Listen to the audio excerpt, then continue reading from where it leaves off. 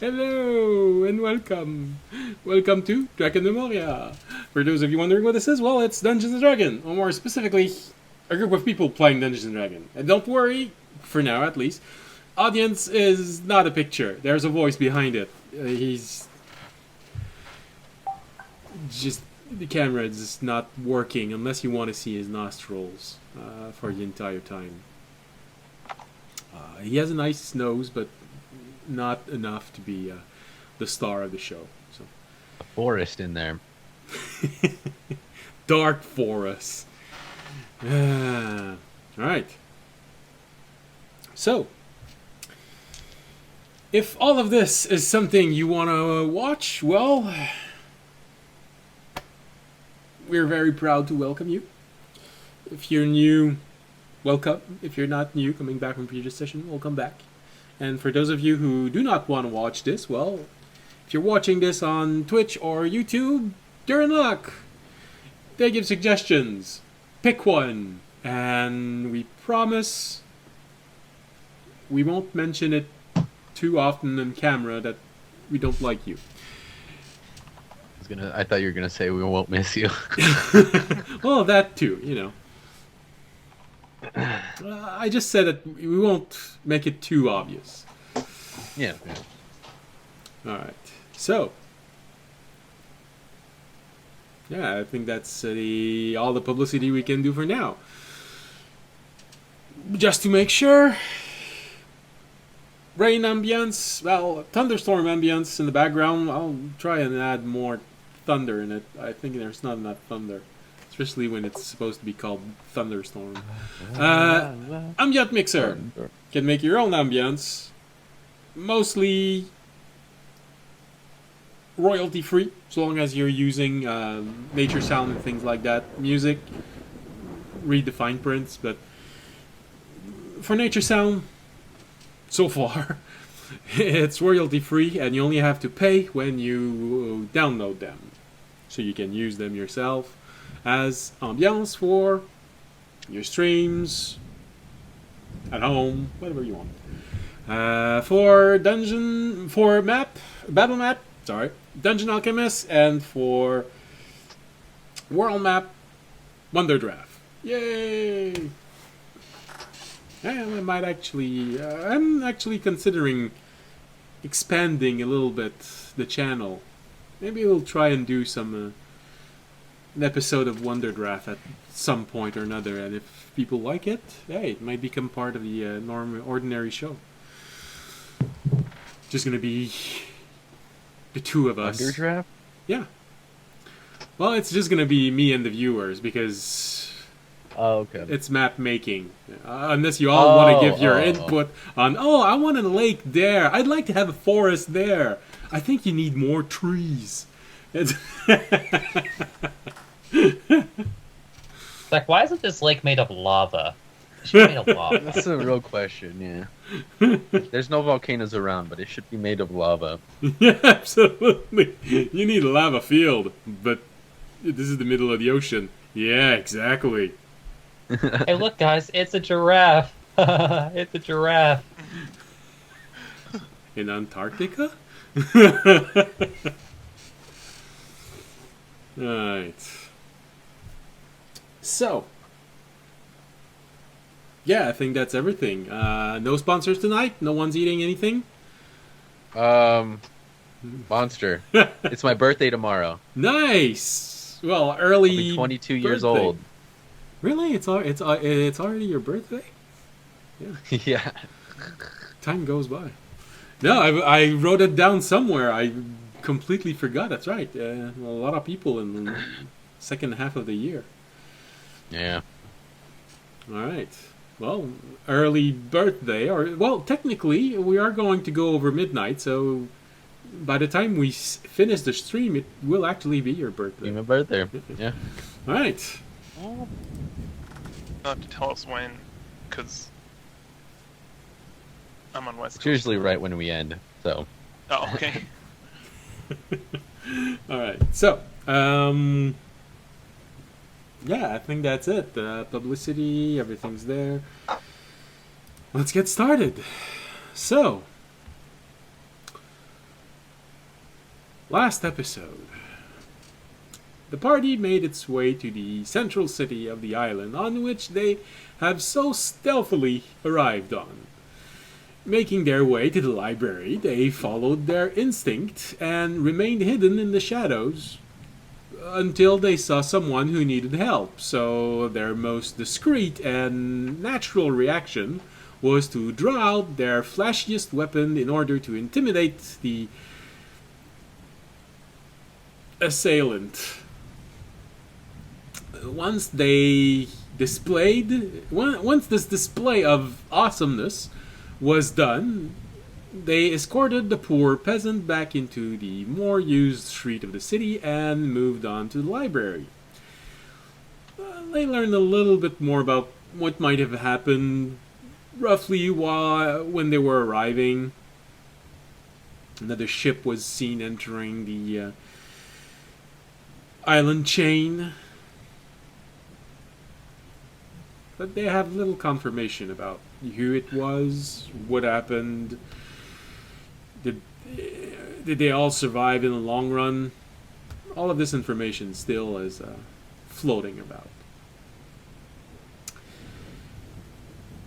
Once at their destination, they encountered a new friend with familiar elements to it.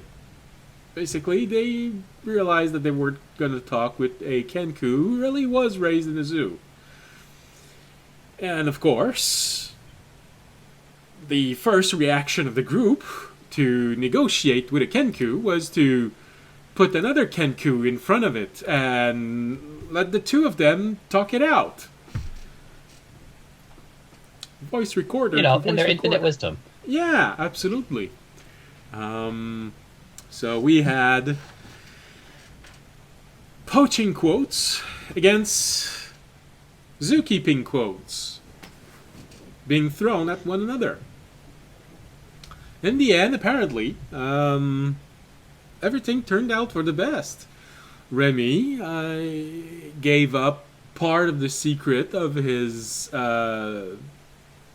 addiction-forming truffles to an arcane user. What could possibly go wrong with this? But it's the payment that was done, and now Nothing of consequence to anybody we care about. no, absolutely not. Nothing bad can happen.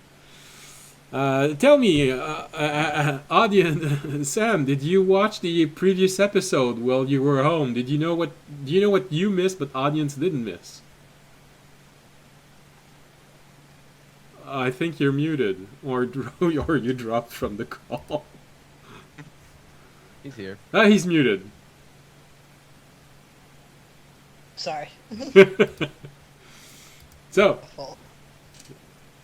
did you catch up with what happened during last episode, during the week? No, I did not. I did not have time while I was driving to go back and watch it. Well, you could have listened to it while driving. It's a good beat.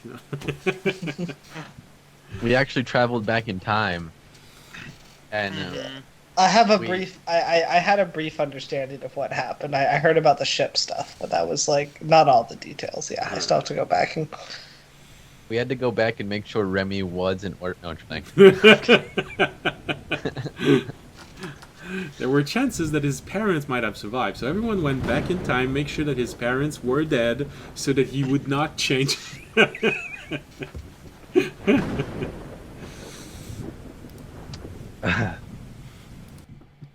Protecting the timeline. yeah, as we should. Yes, absolutely. Because that's what you were trying to do the last time you were in the past. So, I believe that when we left off, you'd all been left to your own device, having been warned that dinner is at 12.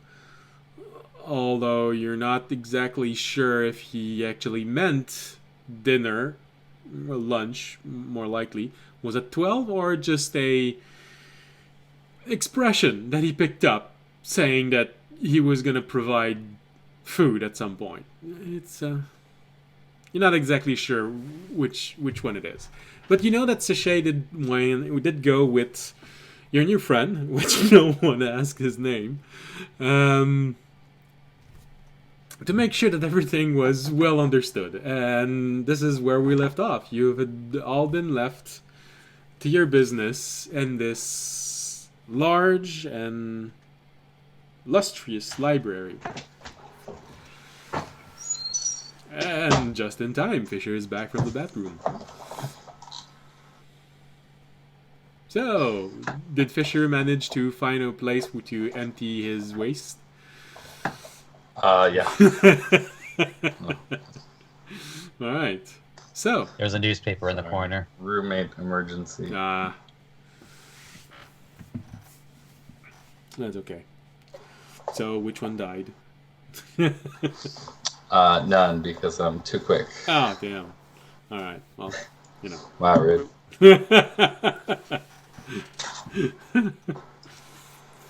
Alright, well, you know what they say. They can be only one. Not with this rent. So, like I said, you have all been left to your own device. Now you need to figure out for the next 5.5 days how exactly are you going to do what needs to be done. You managed to convince someone to help you. Well, not sure more. You're not sure it's a friend, but at least it's not an enemy now. Sachet is most likely going to stay here and act as a bridge for conversation with you and your friend.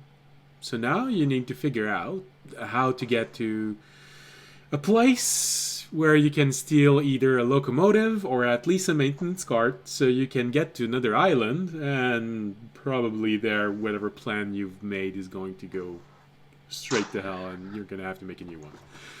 It's gonna go perfectly. So, as you're all standing there in this well-lit library with something cooking, not sure where exactly, but it smells nice. And dry place also. Lots of books, very well kept. You even see some books moving by themselves over there. Apparently they're reorganizing themselves. So, Well, what do you do? while we're here, I think first thing would probably be hit the books. Yeah, and hit the see books. Not literally. I start punching every book in the whole library. And see if we can delve up anything about the Trains. yeah,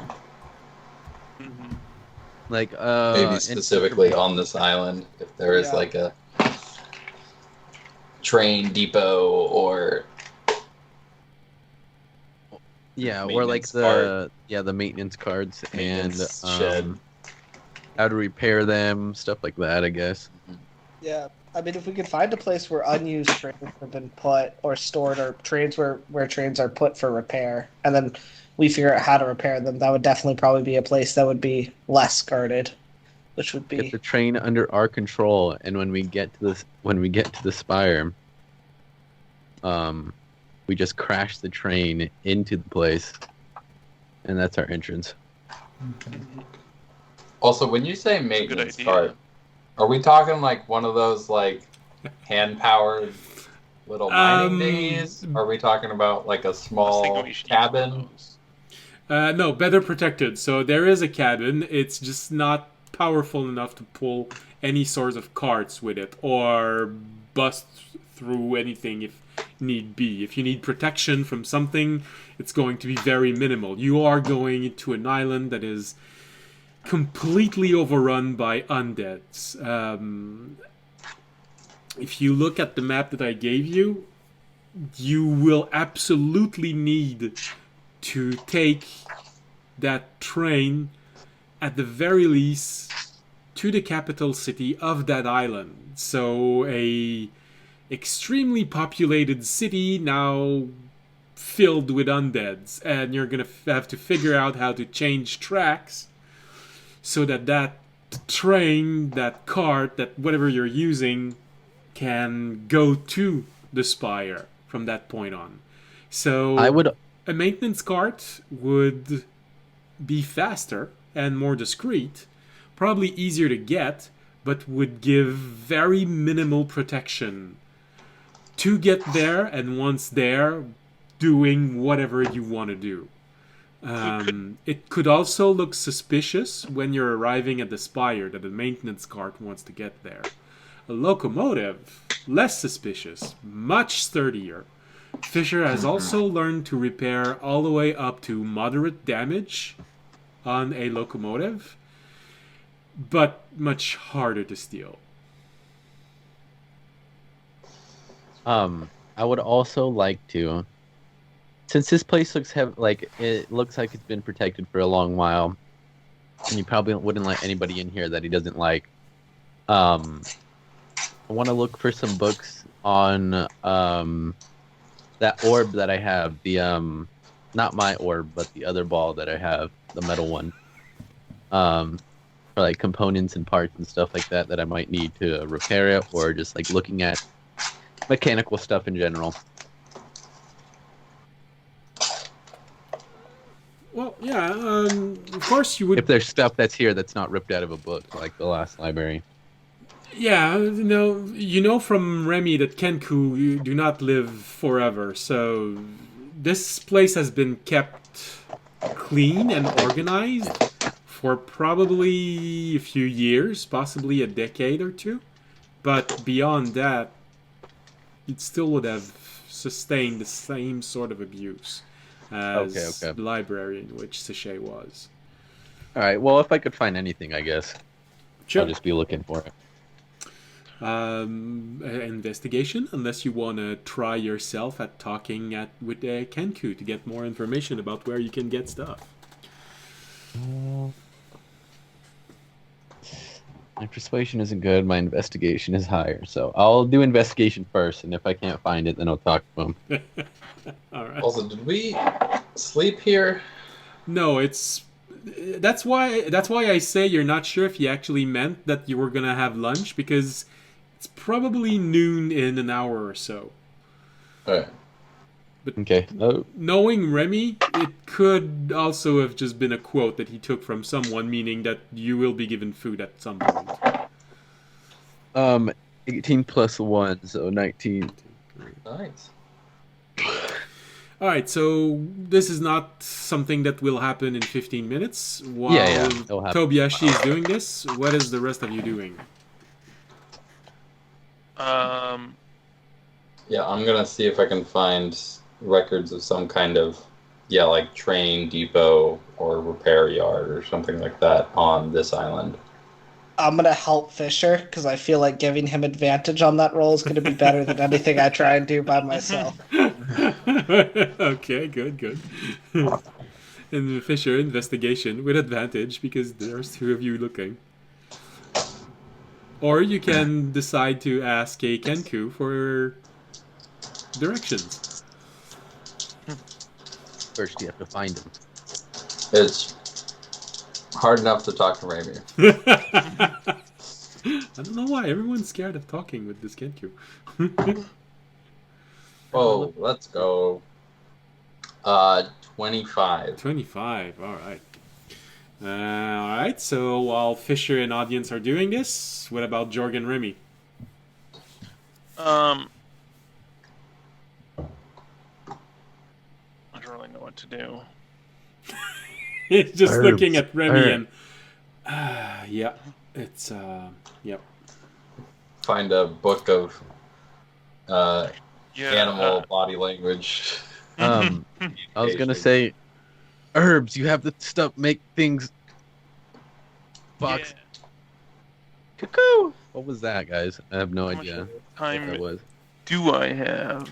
Well, you have 5.5 5 days? days, so spend Oh, them yeah. however you want. I will. I need to find that. So long as you're out of this island in 5.5 days, you won't have to worry about increased security.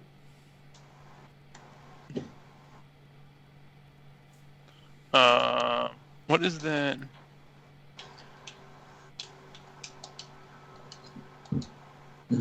That list of things you sent me. Recipes. I know I sent it to you, but Yeah. I don't remember. I might have downloaded it. I hope you did. Man. I know that in our private posts, it's the fourth Oh, it was fourth sent to last privately, post. right. So, Yeah. Okay, that I'm downloading it. Yeah, I will look at what I can. and yeah, I completely forgot to put back in the diarrhea herbal possibility. Because when I was making it, I was trying to regroup different effect in groups, and I tried to opt out of making too many poisons because there is an actual skill poisoneer. And I completely forgot to just put back in diarrhea tea, you know. You become like Usopp and get like a slingshot and start shooting it into people's mouth. No, it's probably it's probably just gonna be something through injections, something that you put on a dart or something like this. Oh yeah, that's true. I'm going to start making an undead repellent incense. All right, It's going to take 60 hours to make. all right. You can recruit someone to shorten that a little bit. Raimi, do you want to help me out, or do you have something to do? Does he have to help me the whole time if he finds something else to do? Well, yeah, you have to be separating the load of work between the two of you. Otherwise, it's not gonna be the reduction in hours will not be as impressive as if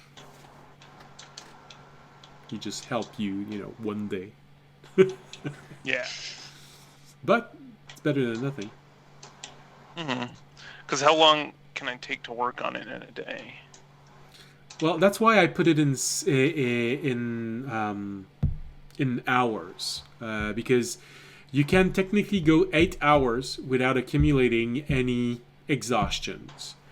You can push further, and so long as you don't go above one level of exhaustion, your night of sleep will cover that exhaustion. Okay. So you can probably go easily as high as 10 hours in a day without any problem. If you have someone, instead of taking the entire week to make your undead repellent, it's only going to take a few days. Okay. Yeah, I definitely could use someone's help then. Alright, well now then the question is, Remy, do you help Jorg play with plants, or do you want to do something else? It's like, honestly, I think it would depend on how long it takes to get this particular thing done, because Fisher has decided to focus on something else. But Raby is at least going to try to help Fisher in a different way, Okay. because we still have no idea what the fuck is up with the with. I'm going to call their creator. It's like we are in a library that might have information on His that. mother, yeah, his mother. Right, okay. Well, not. I guess there's the grantor of sentience, and then there's the creators. Yeah, so your mom. Wouldn't the creators be your dad? I mean, I would argue Singular that mom and two dads. I would argue that the creator of sentience or like the grantor of sentience is like something that I would say like much more accurately created Fisher as we know them currently. But that's True. splitting hairs though. Well, when it comes to gods, not all gods actually have genders. Some gods are just entities. They don't have a gender the same way that you would view it. So usually those gods will have no problem taking on an avatar or taking on the role of either male or female. It's not a concept that has weight in their mind. Some of them do have genders. It's usually the more powerful you go, the higher up you go, because they become more and more abstract. The concept of genders just fade away with this.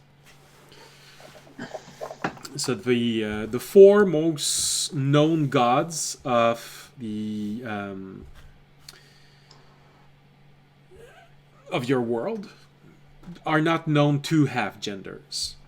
They're just powers. They're the manifestation of different things.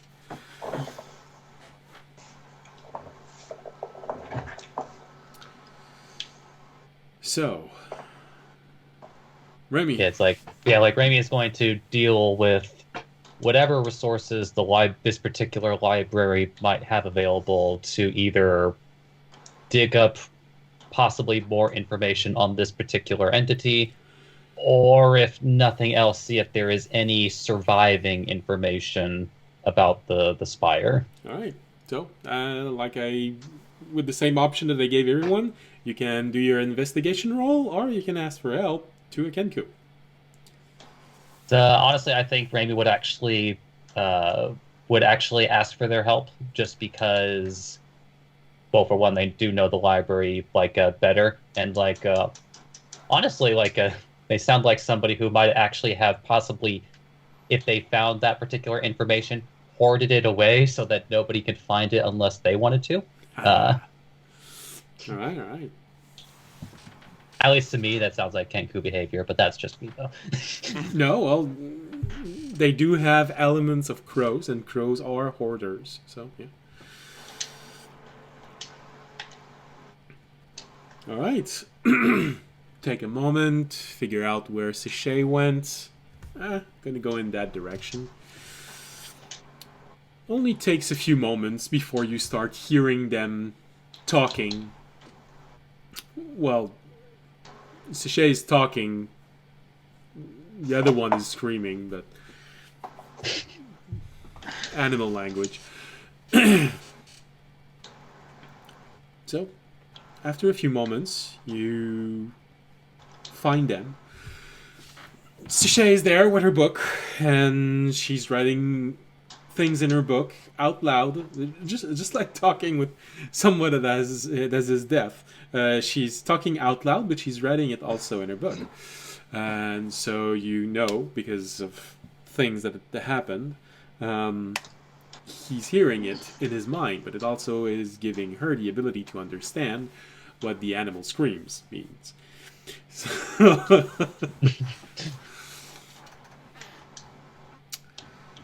So as you arrive, you have this moment of the two of them just going silent and then turning their heads in your direction. And then you slightly look up because you're... and makes a knock, knock, knock sound. Then your intuition tells you to look up, and you see, oh yeah, of course, Cuddles is also looking at you right now. Rainy waves. You hear from your new friend, "Who is it?"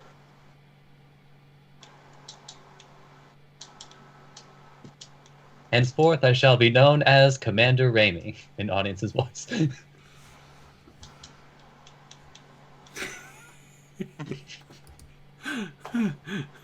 Right.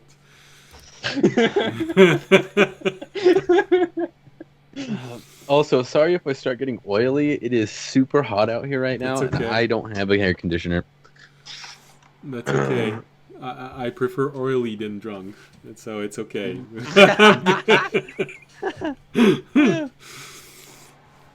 You know what? Me too. Man.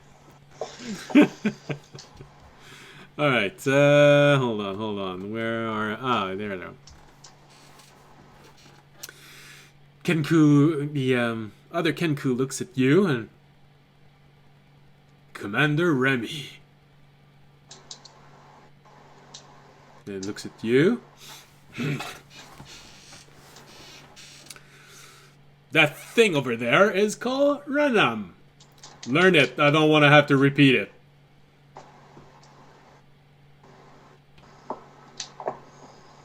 That thing over there is called Renum.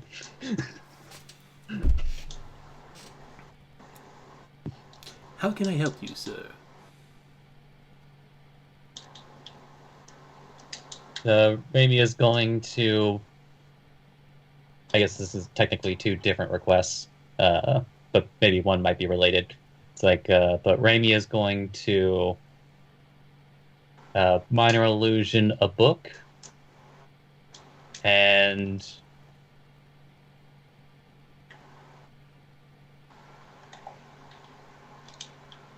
actually, I think Fisher said this at one point. So, or maybe it was audience or Fisher. Like they usually do the most talking. Well, no, never mind. Tobiyashi took that prize a long time ago.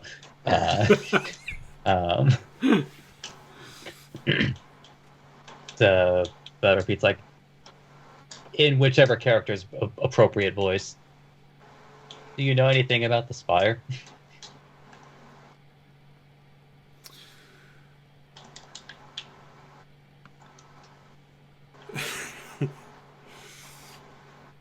Looks at you for not that fucking thing again.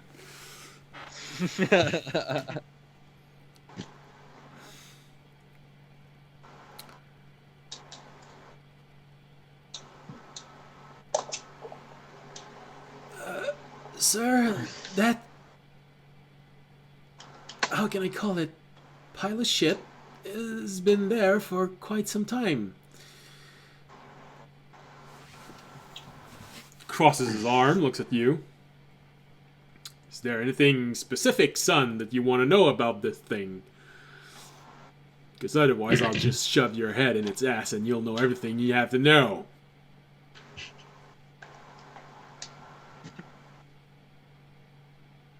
He takes his position back. He said, "Don't mind the swearing."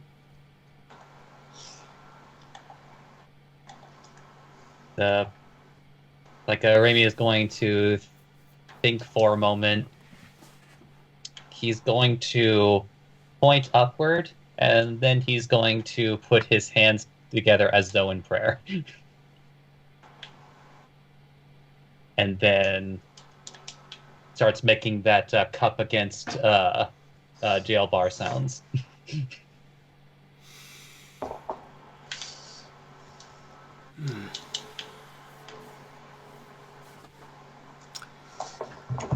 He looks at you for a moment. Then he starts howling like a wolf.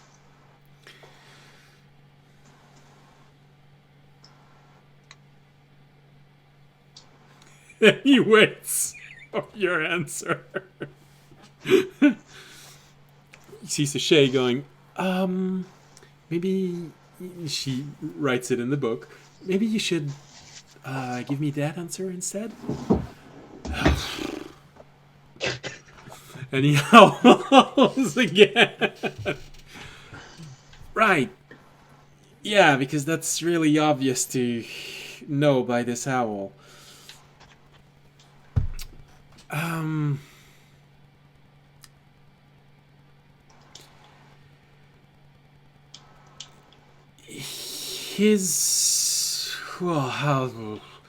So it's about if you're asking about the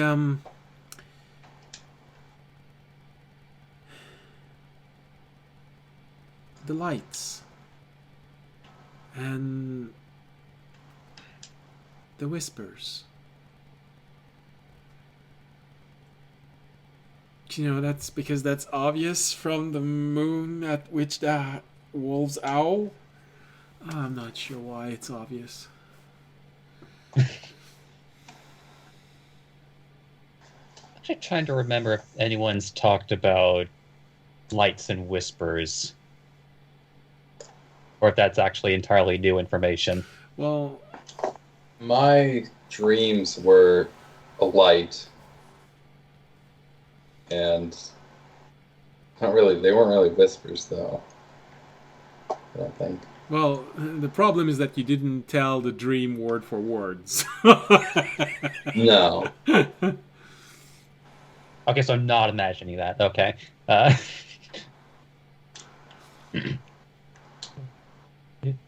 Just like Raimi starts rubbing underneath his beak. First gives a shrug, but then gives that circular elaborative motion with his hands. You see him look up.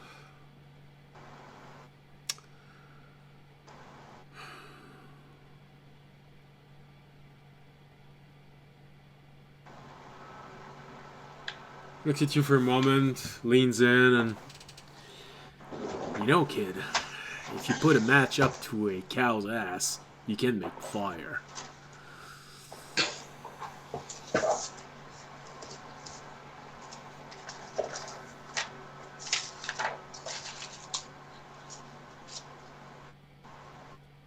He crosses his arm, starts thinking again.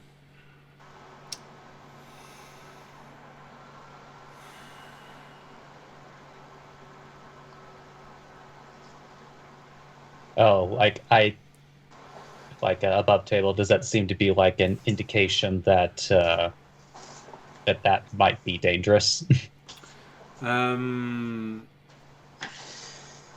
It's a way of interpreting this.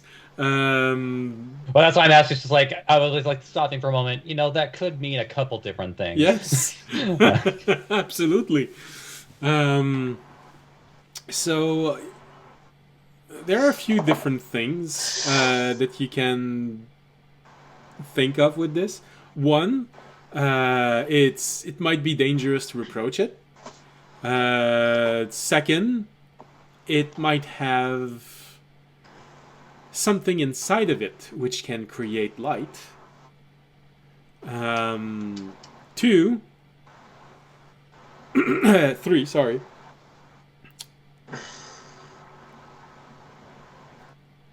Might just be something made of hot air.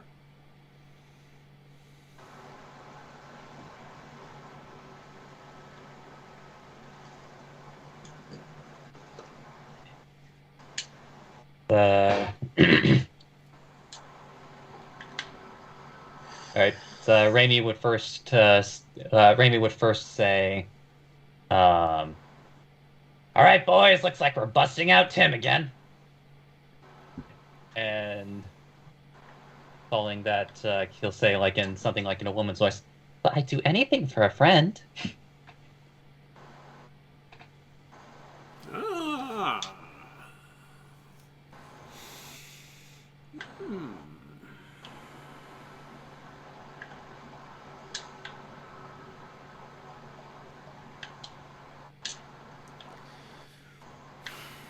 So, kids, don't put your arms inside of the cage of the gorillas. They can tear off your arms.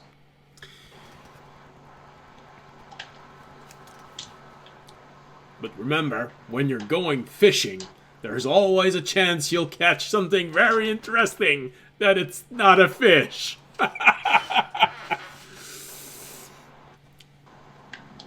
Oh, you can just blow up. That's why I like bombs.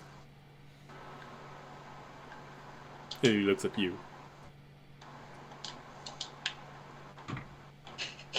I'm sorry. Repeat that last one. I just. Or you could blow up. That's why I like bombs.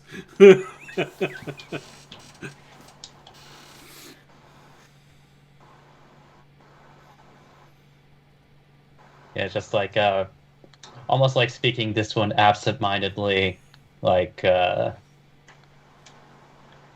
oh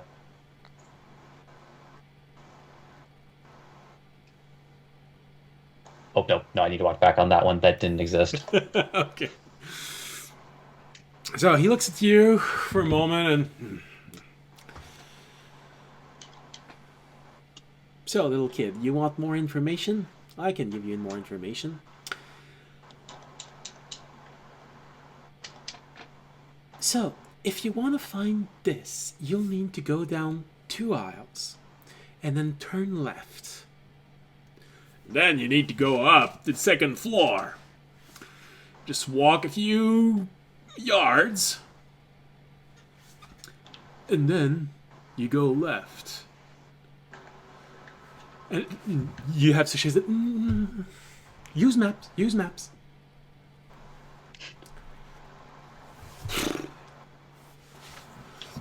He makes an illusion of the library, and you just see a dot appearing on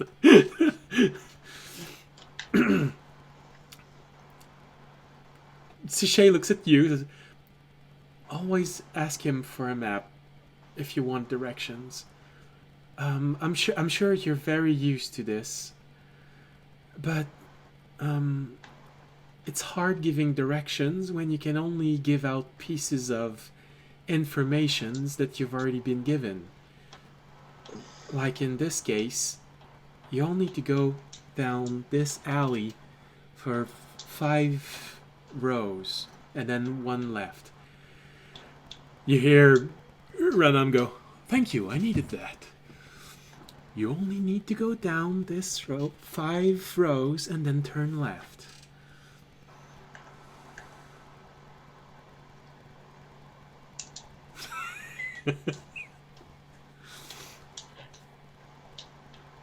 So yeah, in which case, Raimi is going to make a rainbow. And then You make your rainbow, and you hear Ranam go, "The heck is that?" oh, that's right, he hasn't seen this either.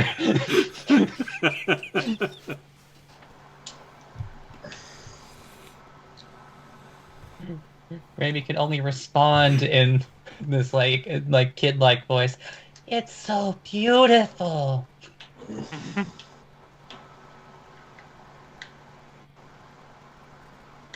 He responds to you also in the voice of a kid. Says, "You mean if you make salt with bat shit and coal, it explodes?"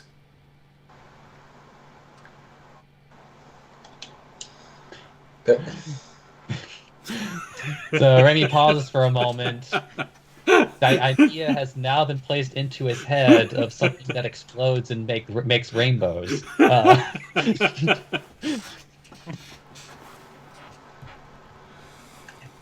But Raimi responds with, because I think Raimi knows how rainbows work, as he opens his beak and starts making like the trickling of rain sounds, and then, even though he hasn't really seen this either, he's going to minor illusion the sun.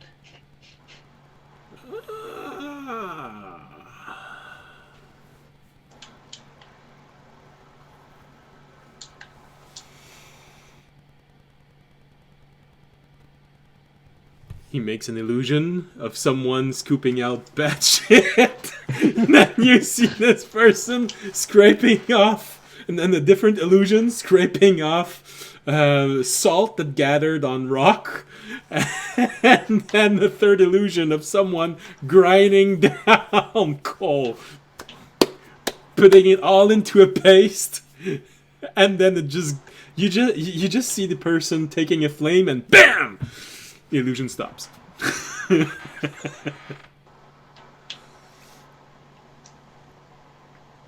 I'll have to write that one down.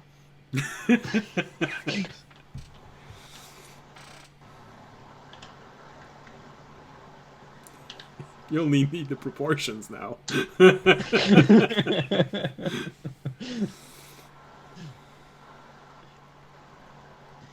But as Raimi is about to turn to go where directed, pauses for a moment, turns over, and then like minor illusions, a question mark, but then opens his beak and what I'm going to call like a louder bell sound, or a more there's a word for it. Bell, gong, cowbell. Tolling. Probably closer to cowbell. Essentially, it's meant to evoke the idea of a dinner bell, but Yeah. obviously, Sounds like rusted ripple. Sorry. It's like a ship bell. Foghorn. more cowbell. Oh.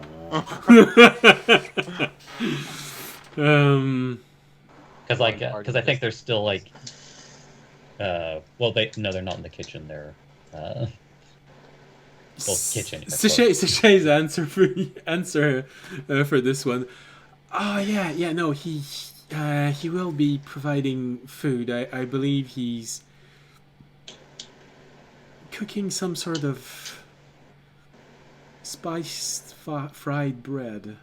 I don't know, some sort of new recipe he's learned from a traveler. Something you've all seen Tusul eating at more than once. Raimi opens his beak and like you hear like that.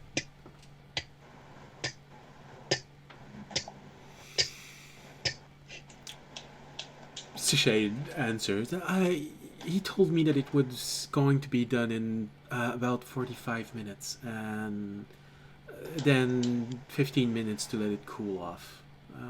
So, tell everyone they can come in the reception hall in about an hour, and you at least have something warm to put in your belly.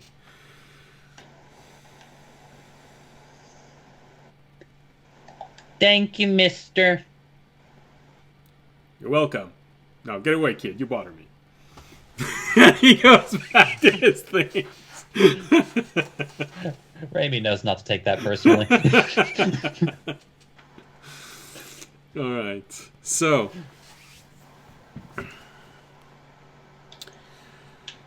with this, Remy goes to the proper place and starts investigating what's there. So I will give you. No, I'll lower the success DC, giving more space for a very good roll.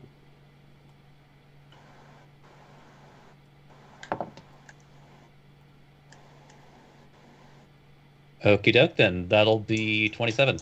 All right. So, starting with Tobiyashi. So, Tobiyashi, arcane device, yes. You did your best to find new information, but it feels like you've exhausted most of the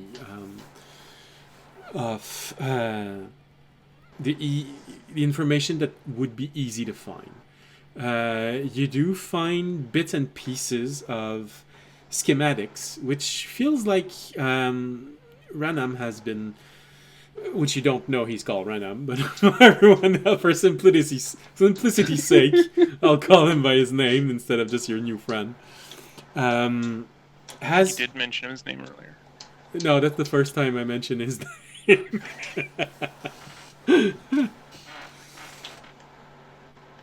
Remember that last session, the only people who actually talked to him was Raimi, and and neither were really talking about names at the time.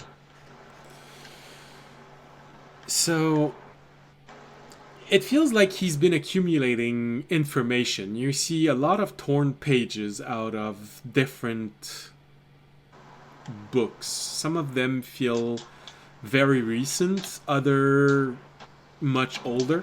You get the feeling that he is also collecting information wherever he can. Some of them are blood-stained, some of them are oil-stained, some of them you're not sure you want to know what that stain is. Feels like cement, though. And it's slightly fluorescent.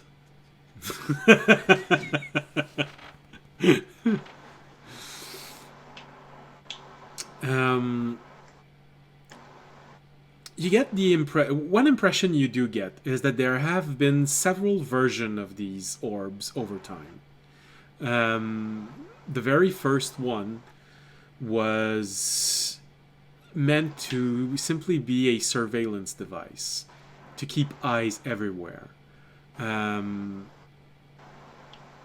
giving you a understanding that there's something at least always watching through these eyes. It may be a machine, but it may be a person. So whatever they see, something or someone else somewhere sees it.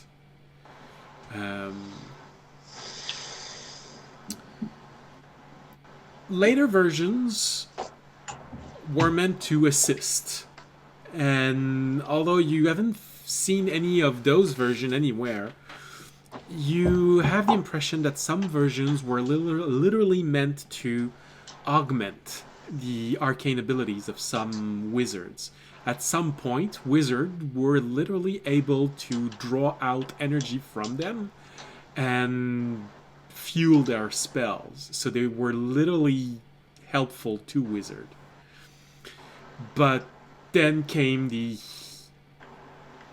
civil war against wizard and sorcerers, and suddenly the device were completely flipped on their original design and became object whose only purpose was to shut down magic users.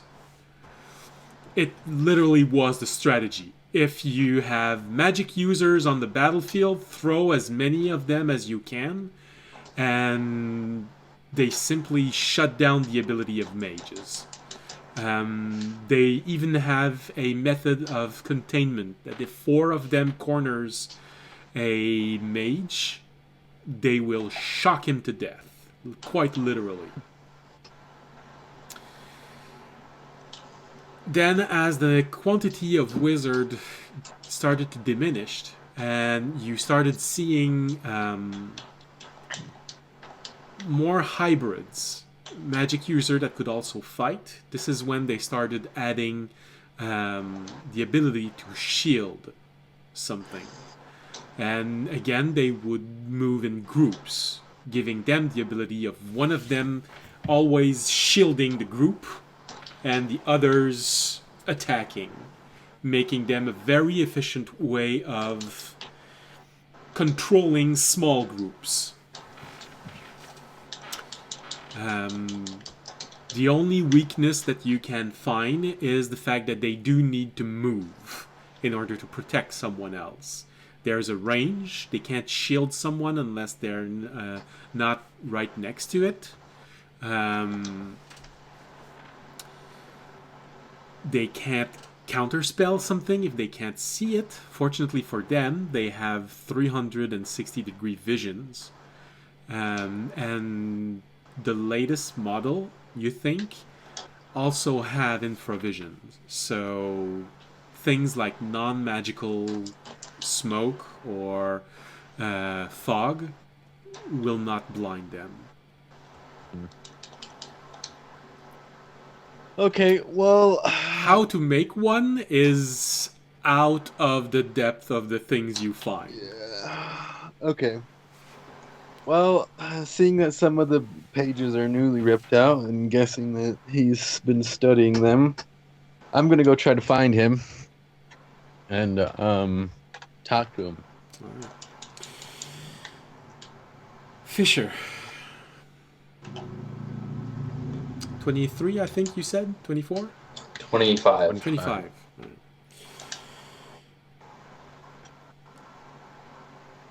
Fortunately, it's not a subject that is heavily guarded. So this is why you and audience actually managed to find quite a bit of information about where the trains are. Unfortunately, the information you find is most likely not the one you wanted to find. In the sense that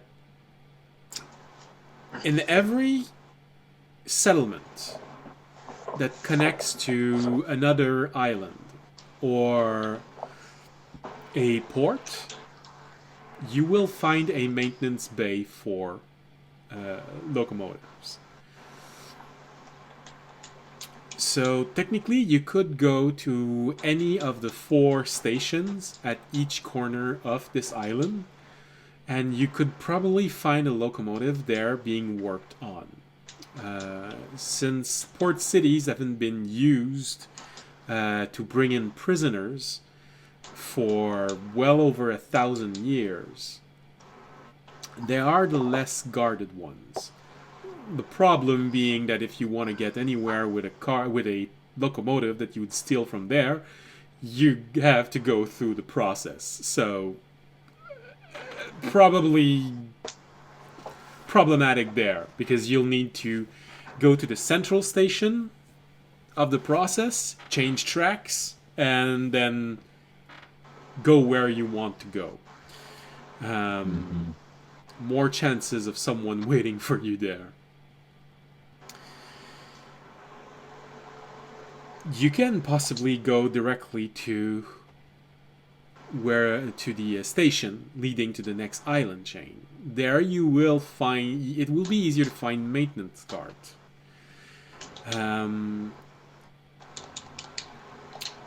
Maintenance stations are not heavily guarded, but trains undergo very serious and thorough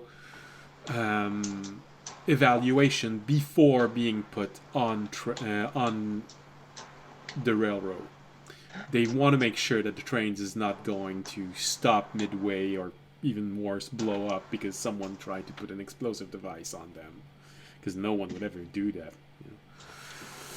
You know? Looking at you, Tobiashi, you don't know it, but I'm looking at you.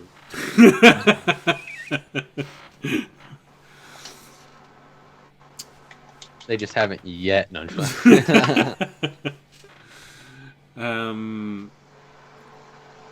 Of course, the place where there are the most locomotive is Central Station here in the process.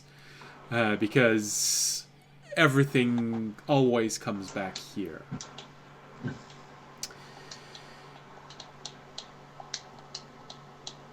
The most evaluated one is the one leading directly to the spire. So you'd be able to steal something there, but since you have to go through a checkpoint, you'd be drawing a huge amount of attention to that station if you try to steal one there. So this one can work if you can move fast and there are no unforeseen problems. Although now you would have the problem of find a way to get confirmation from the deserted island.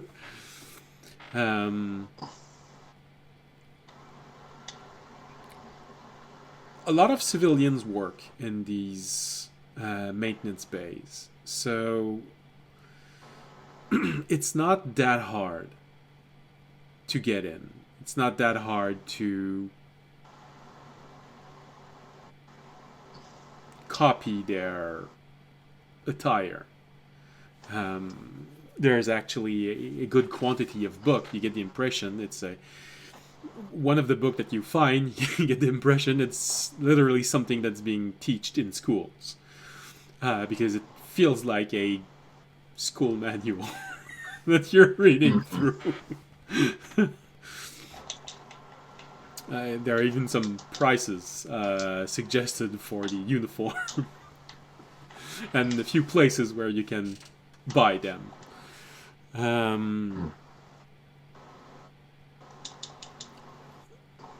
They do warn you that the graduation exam is quite hard. However, they really want to make sure that you're not going to blow up an engine. Because believe it or not, it's not explicitly said anywhere, but apparently it's really hard to make a new mist engine. It's not a knowledge that has been given to the population. Mist engines are made in the Spire, and they are given out by the Wizard of the Spire. So if one breaks down and the Wizard is not happy, they have one less engine. So they are prone to try and salvage whatever they can. This could be a problem on Mid-Sal, as some people are going to have tried to salvage engines left there. Might be harder than you think finding one there.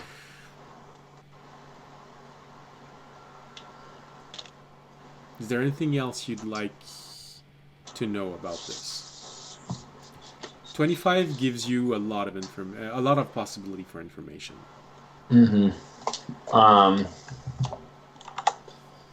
So there's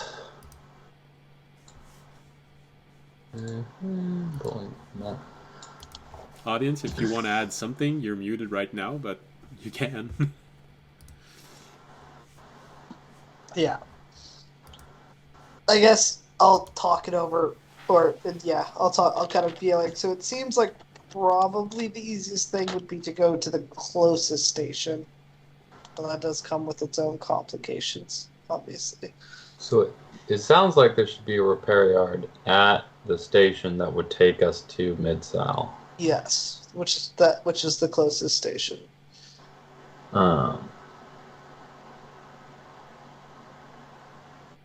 That is probably going to be our best bet. Yeah. Because I really don't want to have to take a train that we've stolen through the process. No, I think that'd be nearly impossible.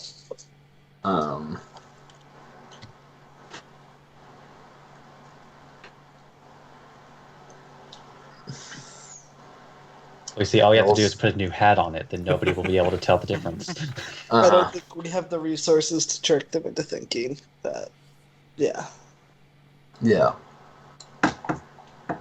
Face on a big paper plate and put that over the train. Yeah. Although We have to do the train it office. seems like there's a uniform store in town that could set us up with some kind of easy disguises.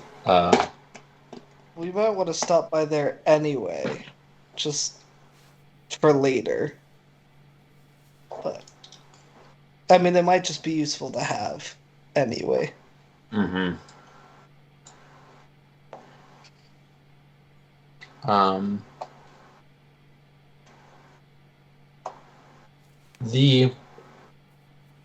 Do the maintenance carts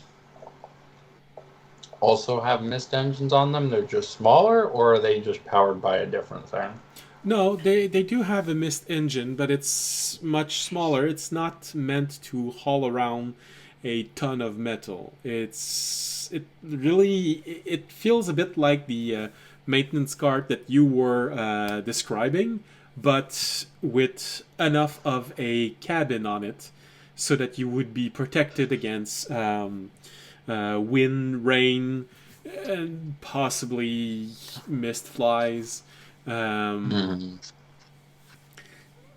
in terms of sturdy defense, like against a horde of zombies, you very much feel like you're trying to protect a cabin in the middle of the wood in a horror movie.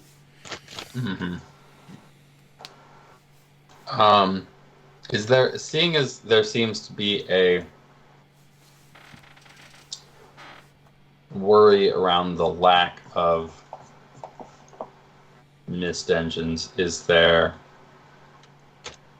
it look like anybody's actively trying to figure that out, or is everybody just kind of like the spire is in charge of that, and we don't really want to step on their toes in that regard. Judging from the books that you found, all those that talked about how the engine works, even though they always have crucial information missing, they don't feel like pristine books. They feel like books that have been through the mud and under the rain and painstakingly restored. So people are trying to figure this out, but there seems to be something that's always eluding them.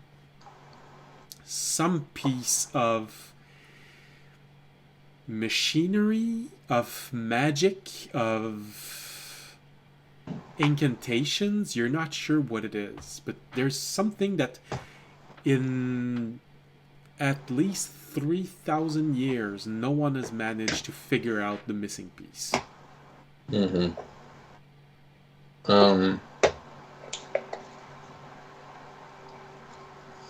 And how... I'm assuming these engines are like train engine sized. Yeah, a bit too bulky to just haul around on your back.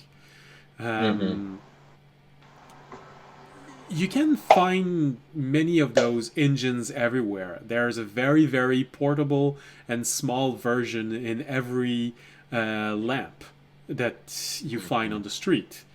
Although you probably can deduce with what you've seen that they are made to only power this. They don't provide enough power to do anything else than fuel just a small light. You'd probably be able to find several mist engine in smaller machines, but you don't know how many of them you'd have to hook up together in order to get a locomotive working.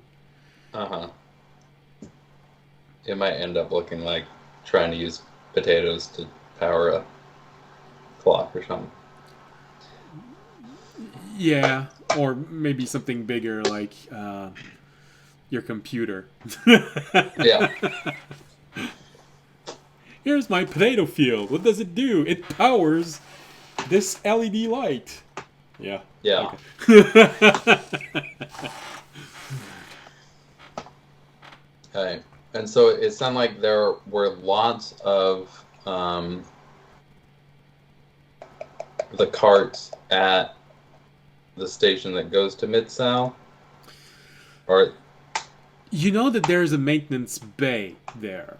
There are no records of how many trains are there currently. You know that every time a train reaches this station, it has to be put on a platform, turned around, and sent on its way. So it has to go through the maintenance bay, no matter what happens.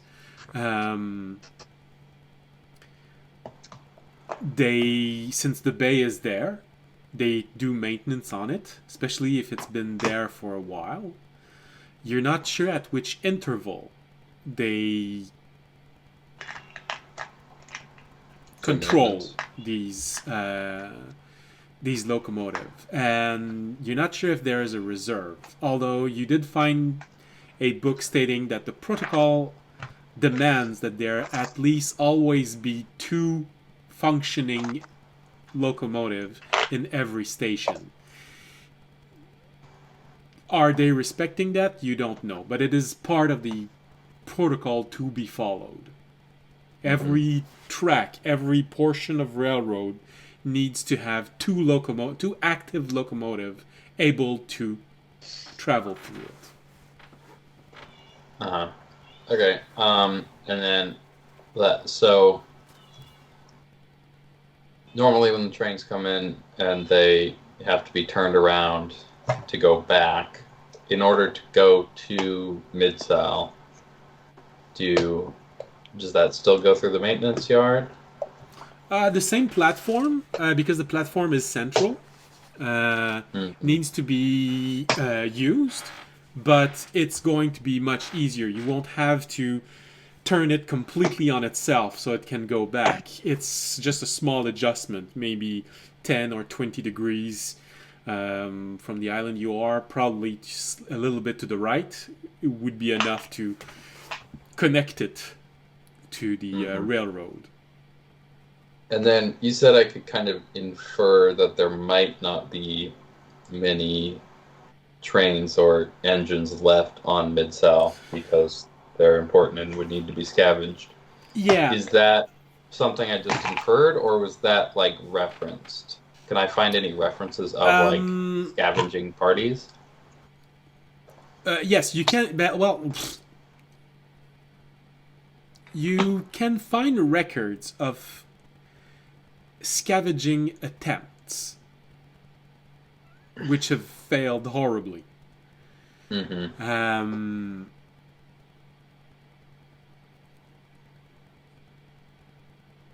Mostly because they tried to go deep inside of the island. When the islands were evacuated, all of the train at the station at the entrance of the island were sent off to get as many people out of the island as possible. So the only way to actually get there is to steal engines from there, is to go on one of the two stations and the process at the center that are literally at the center of the island. So it's pretty dangerous and probably problematic. Especially since there are reports that are easy to find, that the deeper you go in the island, the worse it gets. Alright, audience. I have kind of two ideas forming. Alright. Obviously, both are get to the connecting station to Mid-South and get into the maintenance yard. One is just take a train and, hard and fast and get going. Yeah. The other is if we want to try and be sneaky about it and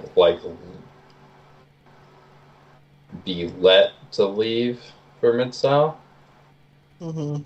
Somehow convince or fabricate that we would be taking the train on a scavenging mission. I mean, is there a way to do it sneakily first, and then if things go wrong side that out, would just be... go hard and fast? I think that's kind of what I'm thinking. To that, you probably have Terranad answering, yeah, that's called Plan A and Plan B. Yeah. Don't tell me your friend is becoming smarter than you are.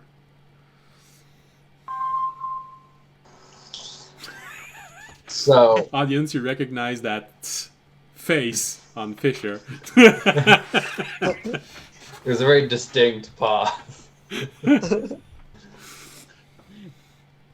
So we just need to find a way. Audience pulls out a small book, just give it a sec. Yeah, so we just need to find a way to what? Convince them that we are either allowed to or can take the train on a scavenging mission or on a scavenger mission. Because it kind of sounds like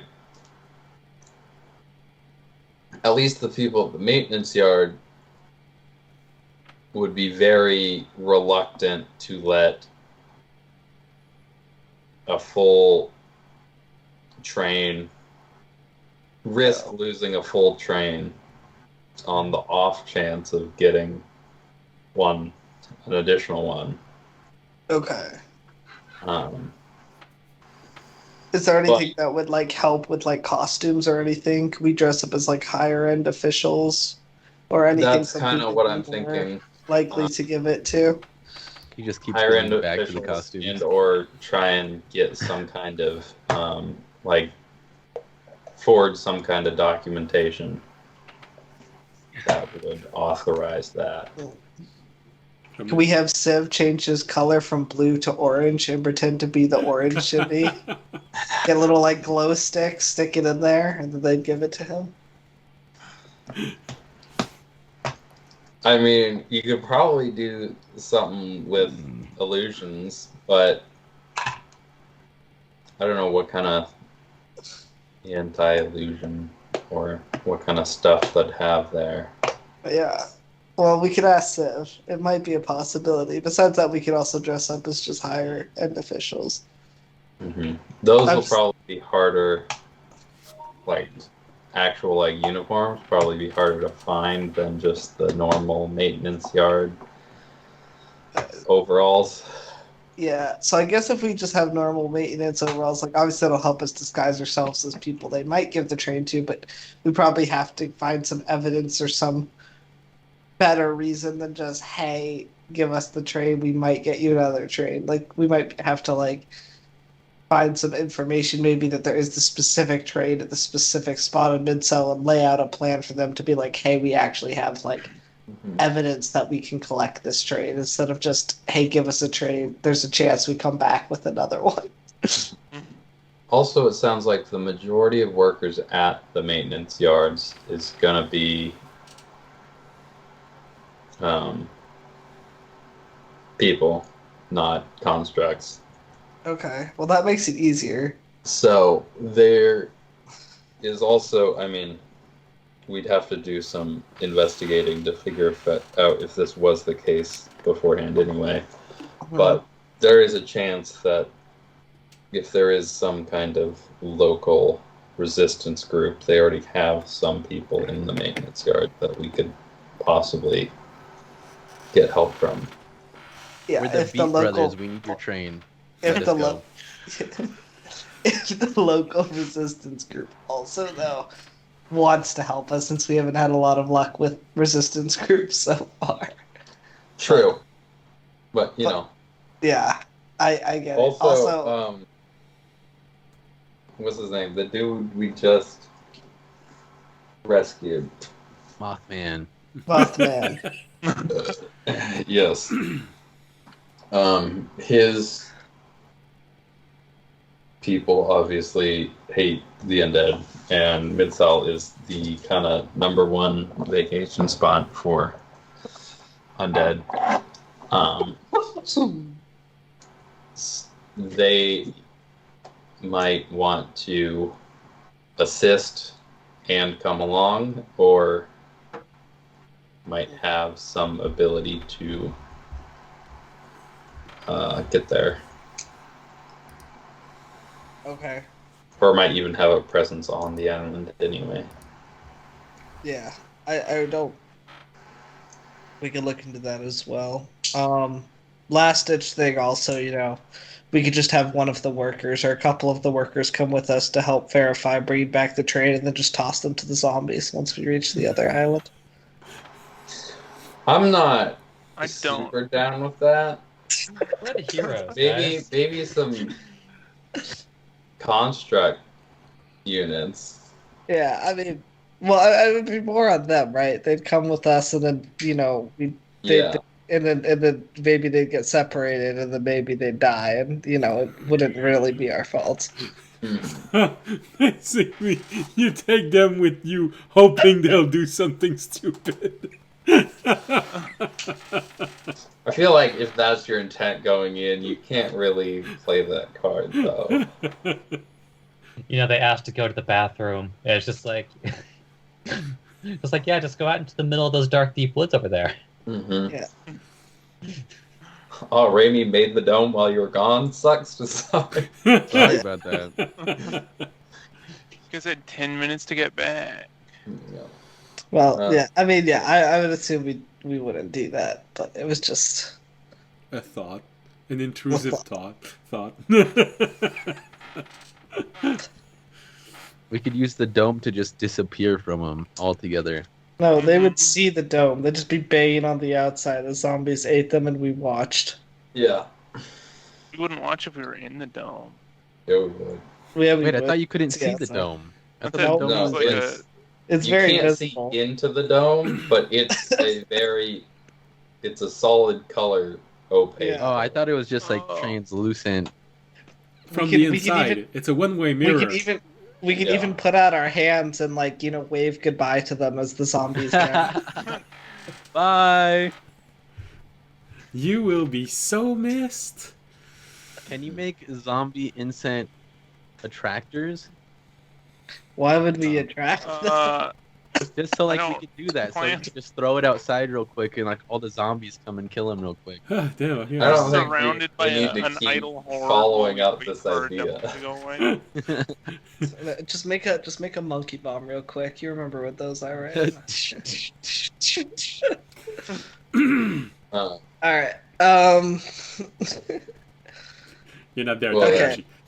So I think either way with our plan, it seems like we have to head up to obviously the maintenance station at the top of the island, Yeah. which means Sashay and the Kenku will stay here. We should go tell our group we need to go up there, and then I guess we need to maybe go decide what outfits or what we want to do with the rest of them. So I think we have all the information we can gather right now. We should go talk it over. Would I be able to find some actual authorization paperwork examples in the library? Authorization For, for what? Anything to do with trains.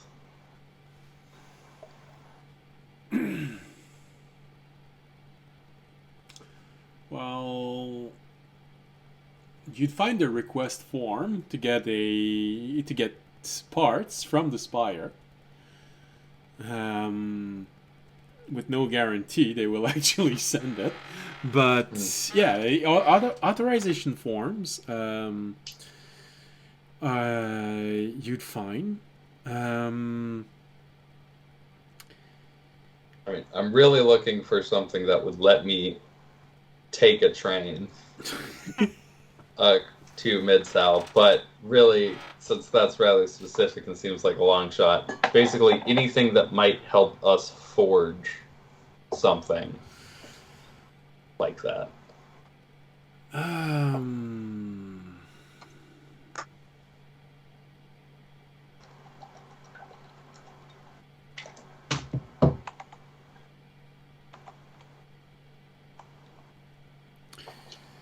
The best. Alright, keeping in mind that you rolled a 25 relating to all things that are trains and their maintenance. Train. Sorry? Dumb reference. Keep going. You would have probably found a variety of requests forms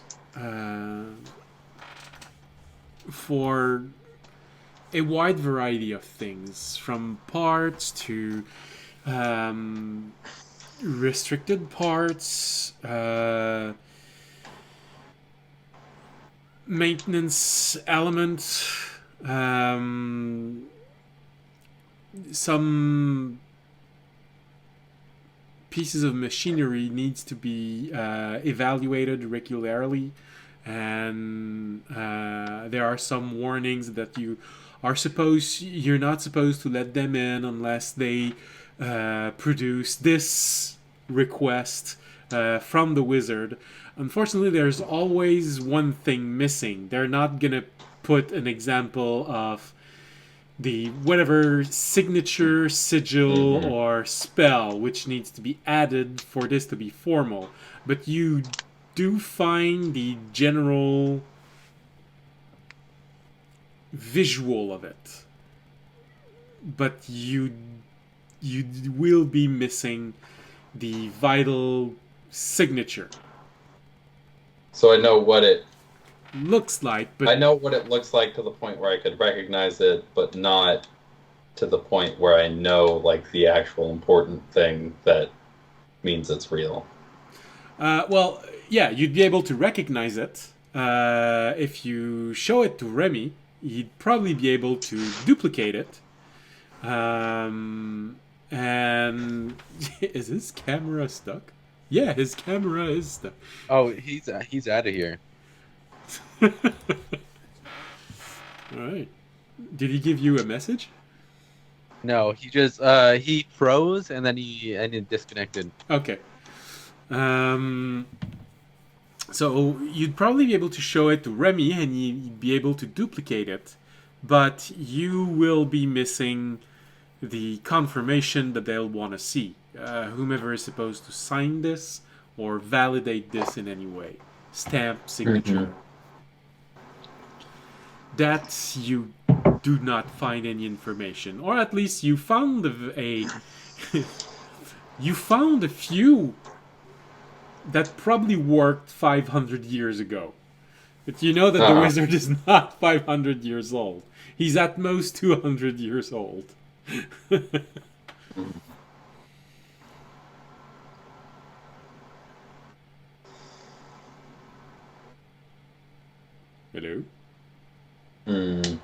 Hello? Everything looked like it froze for a while, and I was afraid that Skype dropped everyone. No, I was just thinking. Trying not to make a Star Wars reference. I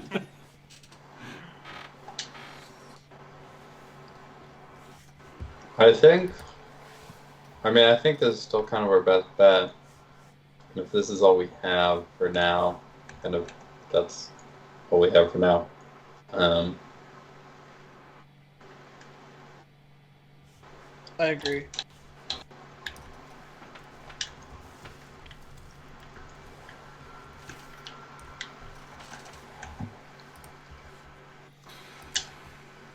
All right. Well, since it looks like Remy's computer died because he's also not there on Discord. He was supposed to be the next one that I would go for the information that he got, but alright. Anything else you want to look for or discuss between the two of you, or want to involve the rest of the group? I mean, I would probably start, as I said we should probably go share this with the rest of the group. Discuss it. Yeah. Maybe bring in, or not yet, because he can't, but like talk to Civ outside, or maybe common man on the orb, but not if the other Kent goes around, because I don't want him to see that. The orb. Yeah. Any particular reason? Oh, I don't want the other Kenku to see the orb? Yeah. I'm just going off the fact that he literally took the other magical object we gave him and is trying to make a copy of it, and I don't really feel like I want him to try and like get the orb. Fair enough. I will say, I believe Sachet has one of our orbs, so... I mean, I know she does, but I also feel like she's not just going to be sharing that. Like, I trust Sachet to not just share it around. So. Alright, fair enough. I also trust that he wouldn't be able to take it from her by force if Cuddles was around. So. True. Like he said, don't put your hands inside of the gorilla cage.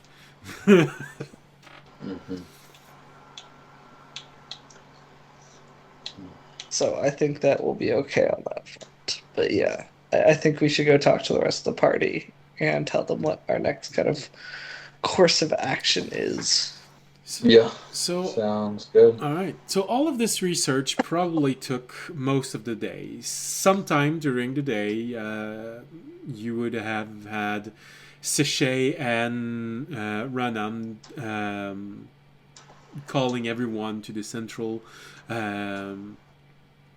room where you all met at the beginning, and a little bit of food would have been shared amongst everyone, and then you would have went back to your to all of your research because it's an extensive research that everyone did. And Jorg, well, you're deep in the process of grinding up a variety of leaves and mushrooms and making sure that they are mixed properly so they don't just cause everyone to hallucinate that the zombies are moving away, but they're actually not. So I'll be at this for 10 hours a day to try and get it done in time. yeah, no, you have a few days. You'd probably be able to get someone to help you tomorrow. Yeah. And anyway, it looks like most of the party is going to go shopping for costumes next. I still I'll have to go talk shopping. about I mean, I don't think we need everybody to go for that. I feel like 1 or 2 people can go pick up costumes for everybody. We just need everyone's size. Do you guys know your size? What are you, 28, 30? I'm a men's.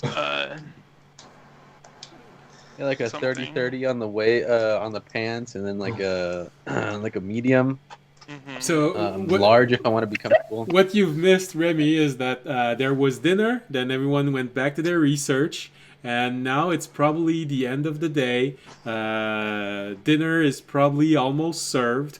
Audience and Fisher has gathered everyone, and they are sharing their information. And now they want to know everyone's size to buy costumes so that you will be able to infiltrate what you need to infiltrate. Oh, and I need to talk to the other Cancun. Yeah. I gotta go, by the way. So I will see you guys. Yeah. So I will apparently be back. it's going to be a good idea to go shopping for costumes for the second half of the episode. I was like, you guys got that. All right. All right, yeah. I'll All right, see well, see you next week. you next week. Bye. Bye. All right. Before we go to the break, we could do, since Remy has come back, you were doing the research. Only thing is, like, I don't know how long that explanation is going to take, so we might want to do the break Okay. now. Fine. I'm good with this. Not for me, but for anybody else who has been. Holding, no, holding out there. It's important to go pee at some point. Yeah. So, all right. So we're gonna go take a break. Valentin is there, so she's gonna be happy. She's gonna get her ducks and frogs and marsh sounds in general. There you go.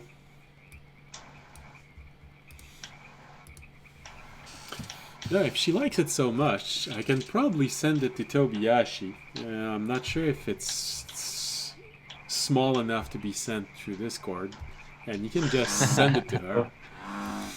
All right. Yeah, Is it I'll send you my good email. study music, you know? Yeah. Yeah, go to sleep to it. You wake up and just like. That's your alarm. I don't know. I don't know why I kept dreaming about someone laughing at me. All right. See you back in 15 minutes. Bye.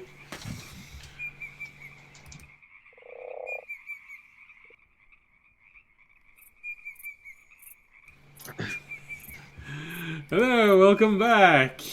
It's a good thing you came back at that time because there was a joke that I don't want everyone to have heard. So, and no, I'm not gonna say who said it. So, well, I'm looking at him right now, but you can't know who I'm looking at. So,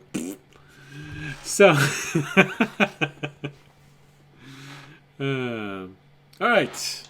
So let me confirm. Yeah, audience is not here anymore. So the moment that everyone finishes eating, you're gonna see audience go, Oh yeah, you're gonna go buy clothes. And he looks at himself. Yeah, no, I'm okay.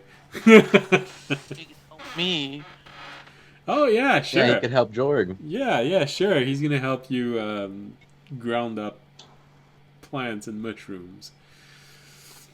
I'm gonna grind with the audience. Careful, you're gonna make Remy jealous. Alone time.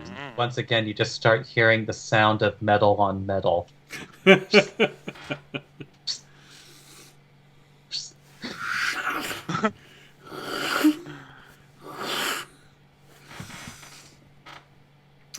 You're not sure why, but it feels like the piece of metal is getting bigger and bigger and bigger with every iteration of this.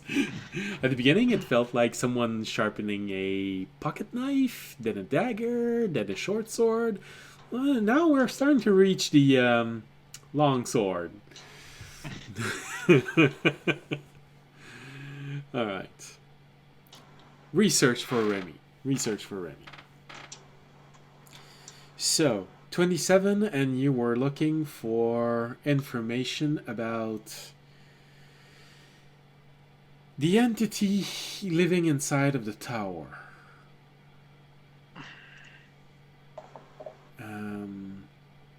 So exactly just the entity, or what's been possibly making lights, or what was the detail exactly? But it's like, How did Zeki phrase it, not Remy?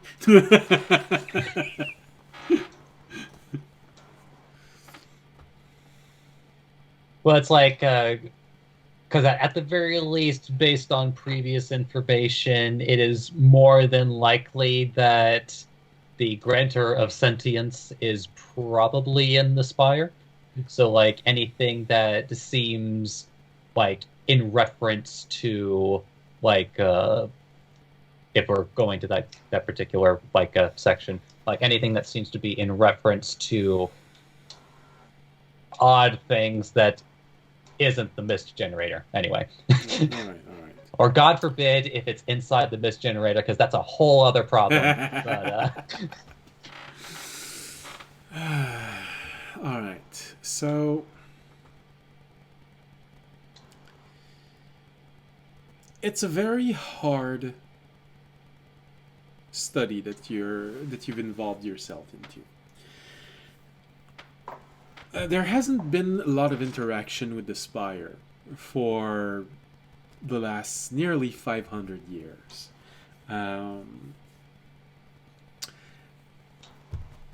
Regular shipments, large quantity of prisoners.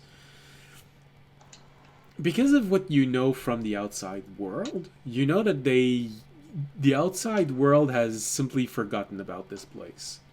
And now looking at the information you have, it sort of put it into context of why suddenly there are less and less interaction with the Spire.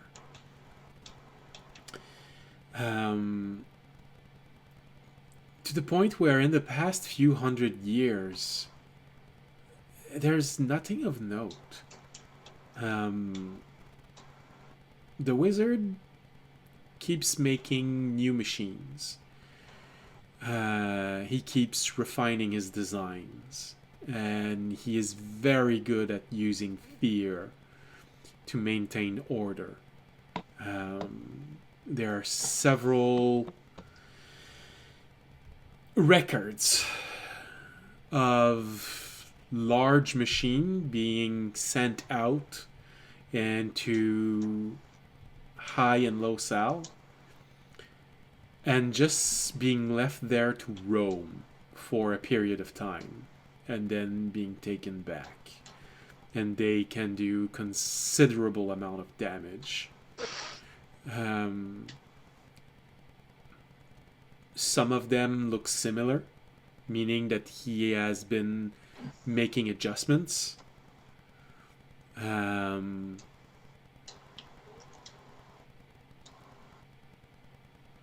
Many being sent where someone seems to have been seen from outside.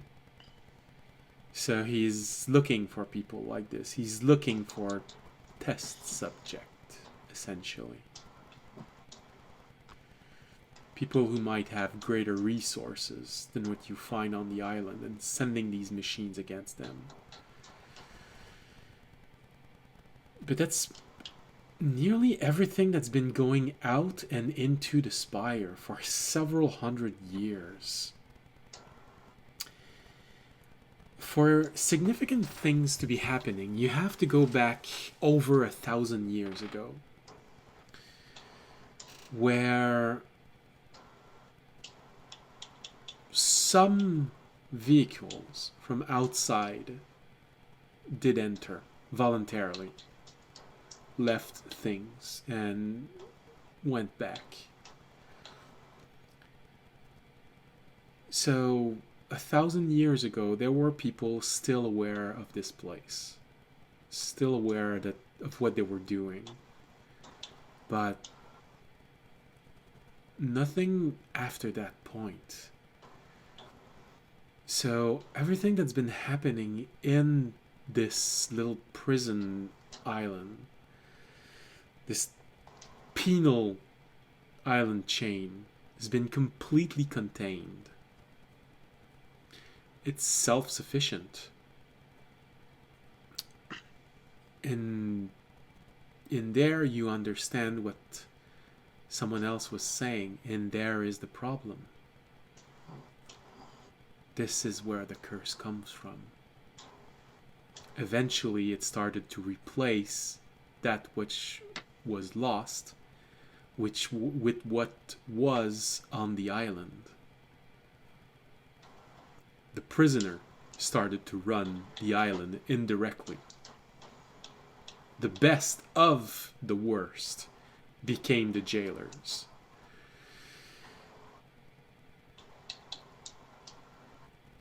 So, for 1,000 years, this has been going on.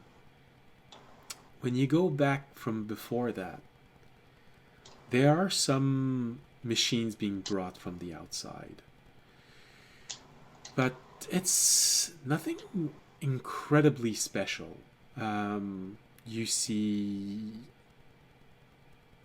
shipping orders for arcane devices, very useful to create more elaborate device. You recognize something that was most likely used to refine the design of the mist engine, but not alter it, simply make it more efficient. Things that were added on to it. You see construct from outside being brought in, but you also recognize the difference.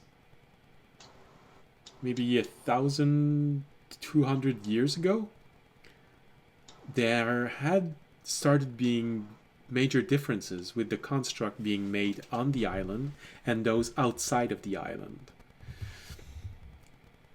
From what you know, it's not too long after the War of Aberrations, which you've experienced firsthand, and know the kind of horror that people might have lived there, and what might have pushed them to create such powerful device so rapidly, and then suddenly integrating that knowledge born out of a need for survival into an island where their only need was to contain people already permanently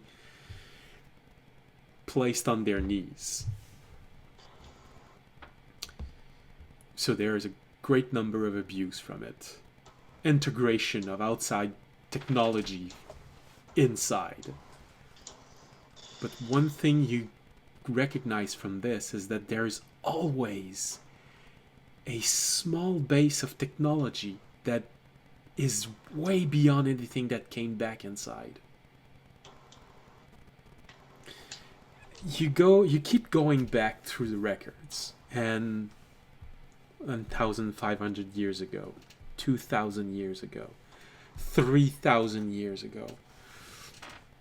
The island was in its beginning 3,000 years ago. They weren't way stations, there weren't waypoints, they simply was 3 process port cities and the railroad being made there. The stations connecting each island was only maintenance stations. There weren't people living in there. But even so, the Spire seems to have technologies which are beyond what was of that time. What is of this time now. You need to go back nearly 4,000 years ago to start seeing the last signs of modification on the spires. That spire has withstood, with all of its modification and creation, 4,000 years. And the paper disintegrates. And nothing that has been added since compares. It becomes very hard to have firm confirmation of anything beyond that point. But you do find a sliver of hope in a very obscure scroll that there is a very large sign on it to only use magic to manipulate it.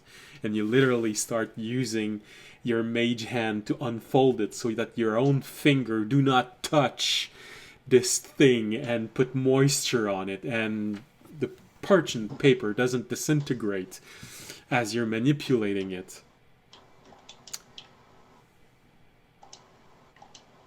It's a report stating that 2 engines were brought on the island. From the best you can figure out, and you even have to use comprehend language to understand what is written in there. Those engines were recovered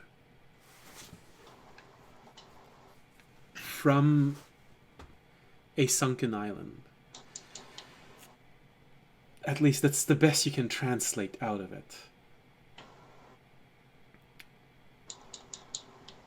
They believe it's from the shattering itself. It was some of the most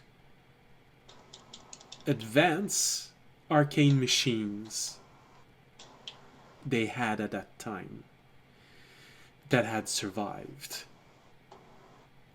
One of them, and you're not sure how... The translation feels weird, but one of them is called the Helping Hand.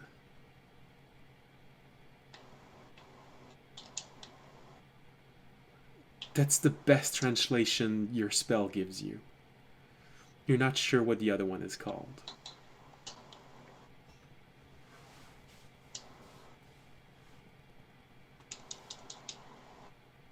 Flirtatious foot.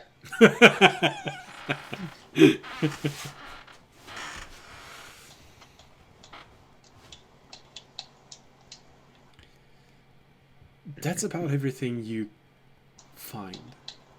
And although it feels like it wasn't a lot, you have to take a moment and take into perspective the fact that in all of your years of trying to figure out anything about magic throughout your life and everything you've heard about anyone, you've never heard a reference about something called the Helping Hand that might have come from the shattering itself.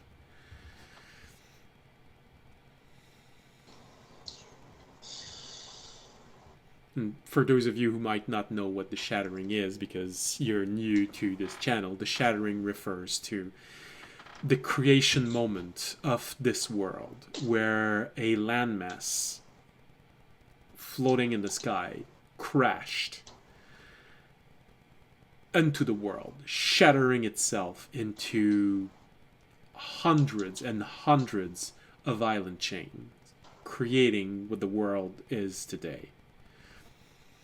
Some legends say that it was a floating island made by gods. Some say that it was made by mortals.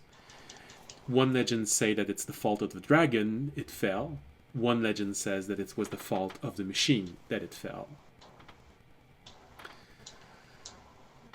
Those two versions have never been dismissed.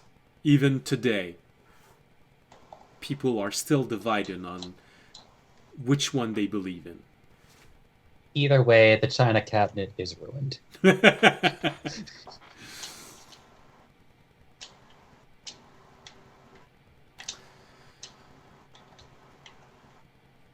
So, an engine that might have come from the shattering itself, called the helping hand, can easily be a reference to a god, or it can easily be a reference to a machine. That's the problem with translations. It's only a word-for-word translation. It's not a concept translation. Yeah, no, I get that. Trust me, you're talking to someone who knows that too well. Yeah, I'm explaining not just for you, but also for people watching. But you know what? I think for this particular document, especially because of how sensitive and old that it is, and wanting to make it a 0% chance that the person who would be most interested in this information going to seek it themselves, Raymond would take the time to actually copy that one, to provide a reference for later. Okay. So you take extra care into studying this, memorizing its appearance, the way that it unfolds, the different markings. Make a... Is there a roll for forgery? Need a forgery kit? I mean, for copying in general, it's I feel like it's usually either sleight of hand or deception. Well- Don't you have something? Well, that's why On I'm your asking, character sheet do that talks Kenku about it? have a specific skill for forgery? I don't remember. well, we're very good. We get advantage on rolls when made to duplicate things All right. that others have made. Okay. So depending on your interpretation of that. All right. In that case, I'd say you could make a investigation roll with advantage because you're trying to memorize the appearance of it. And that roll is going to determine just how perfect or not this engraving in your mind is. Alrighty. That's going to be 25. With advantage? So the other roll was a 15. Okay. And the other was a 16. So, Okay.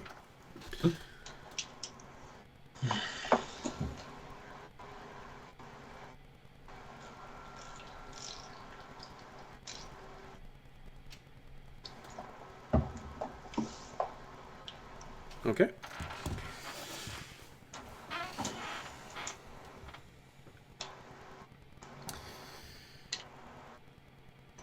Well, that's everything you find. And that search was long and grueling.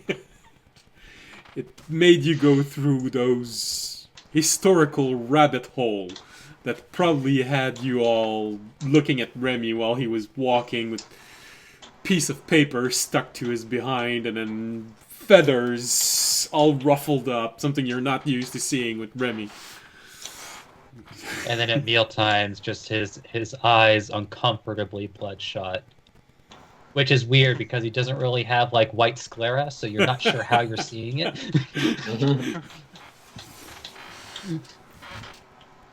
They're red veins.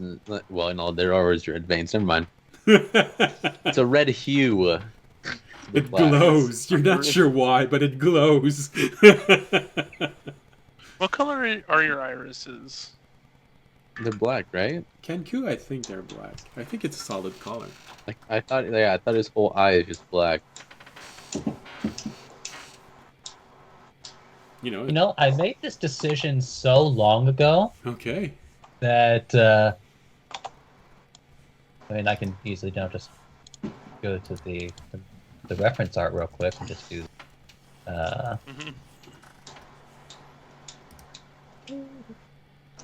Oh, they do have colors. Like my gut instinct tells me that I gave him at least like a. Oh, okay. So like for Rady, he still has like black irises, but his sclera is a golden color. Okay. Oh, Well, in that case, you would see. No, it's just a. it's a rose gold. Mhm. Rose gold meets red. It glows this weird fuchsia color. What the heck?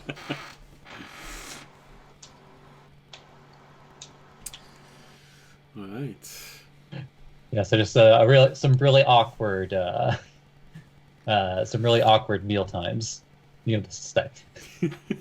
But for some reason, Remy, you have a moment of understanding toward Ranam. You know, that's why he looks like this.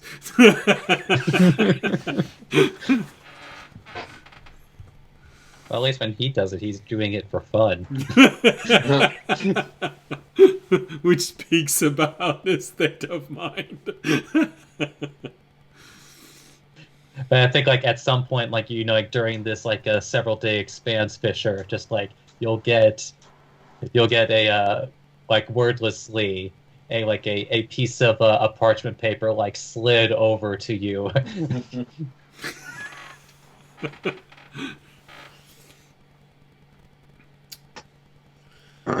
And it's See if I blank. notice. There's nothing on it.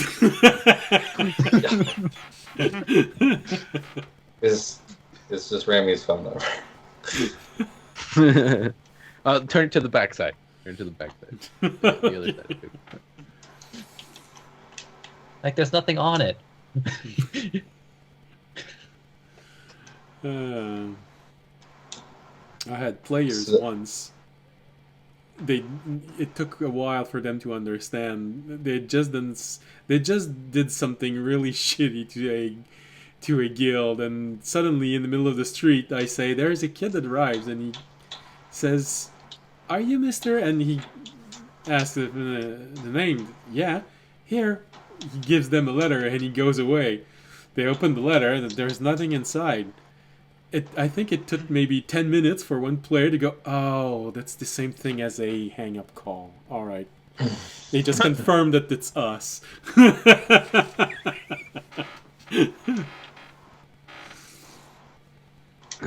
All right. So, Okay, do we want to do the close part next, or me asking the other Kenku about the ball? well, if we want to do things chronologically speaking, probably you asking about the ball, Okay. then the costume, and then probably Remy handing out the parchment paper to Fisher. All right.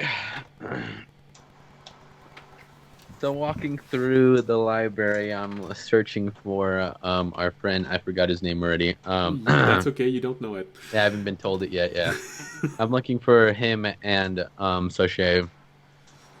Well, he's not that hard to find because he has a metal peg leg, so you always hear this cling, cling. I go over to the sound. I'll walk up to both of them if they're still together, unless it's like after dinner or something. If And they're it's done if talking. it's after the noon lunch, she's probably somewhere else. So he's Okay. walking inside the library, and you just see him using. Well, you recognize it because Remy uses it so much. Mage hand to move books around. I'll You walk also up hear to some him. very uncomfortable making out sounds. I'll walk up to him and I'll give him a bow. I'll reach into my bag, grab the metal orb. How big is it again? It's like Roughly, it's bigger than my ball, right? Yes, I think it's about the size of a basketball. I think it was a Okay. 1.5 feet in diameter. After I'm done bowing, I grab with both my hands out the basketball-sized ball. And I will look up at him like, I was trying to research this orb, and I was wondering if you could help me fix it because I saw some pages ripped out of the books, so I thought you might be researching it a little bit.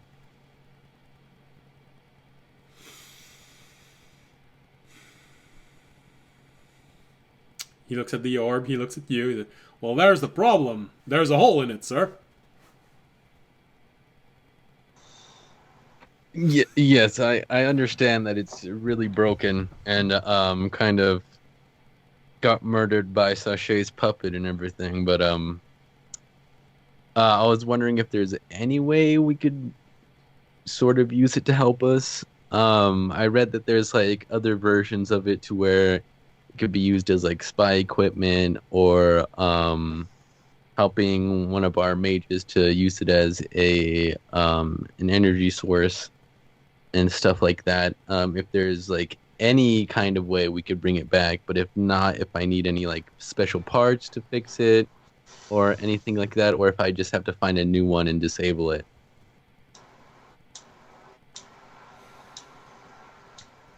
Takes a moment, looks at you. You know, kid, the problem with old shit is that you can only make dirt from it.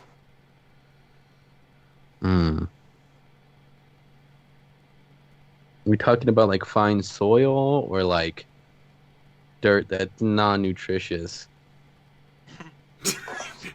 He looks at you for a moment. And, listen up, kid. If you don't listen to me and do what I say, I'm gonna kick your ass so hard you're gonna smell your fart before they come out.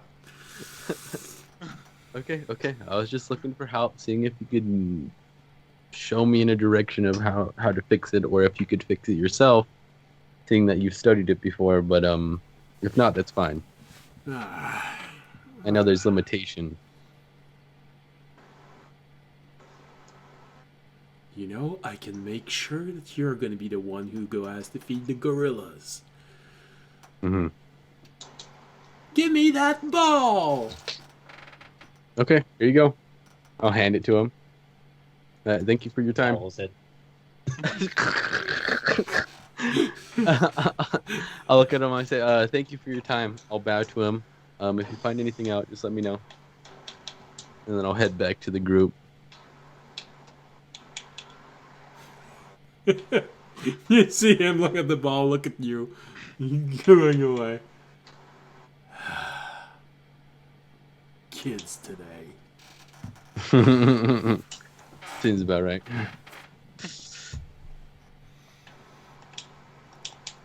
Three times during the day, you see your ball just floating about in the library with no one attached to it. And just get okay.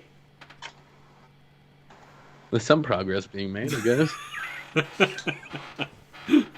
Well, when Remy sees it, he's less impressed because he recognized the outward sign of a invisible servant. Ah. Well, yeah, he even has the spell.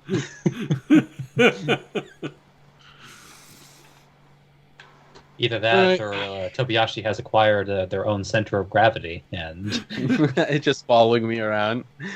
I'll get back to the rest of the group. I'm like, I got everything I need done. Anything else we need to do? And then whatever happens next happens next. I will fill them in on Audience and I's current plans for getting in or getting a Which I Train. believe part of it, Remy, was rebooting. So for Remy's sake, maybe you should give the broad stroke of the plan. yes. So it's basically that there are train yards at each port town, and so there's meaning there's a maintenance yard at the town that takes us to Mid-Sal. So that's the one we're going to target. And then they're mostly run by people, not constructs. And one of the books, or a lot of the books I was finding were kind of like school materials and like kind of like trade school stuff. So one of them mentioned where you can get like the uniforms and like stuff to work for the maintenance yard. So we're gonna go get some of those. We're gonna try and use that to get into the maintenance yard. And I found some forms talking about that would be needed to authorize like taking a train. And I was able to find similar enough of what like seals for authorizing those forms would look like to recognize them, but not enough to like accurately forge it well enough to fool somebody. So we still need to finish that, but basically we're thinking we go to the maintenance yard, sneakily steal the train by either presenting some kind of forged documents or possibly convincing them that to let us go on a scavenging run, because the engines for the trains are, nobody knows how to make them but the Spire, and there's a decent chance that there might be some on Mid-Sal. So if we can't forge anything, that's kind of our long shot idea, is try and convince them to let us take a train over to Mid-Sal in the effort to scavenge some more engines and bring them back. Not that we would. And if not, just smash and grab it. And get out.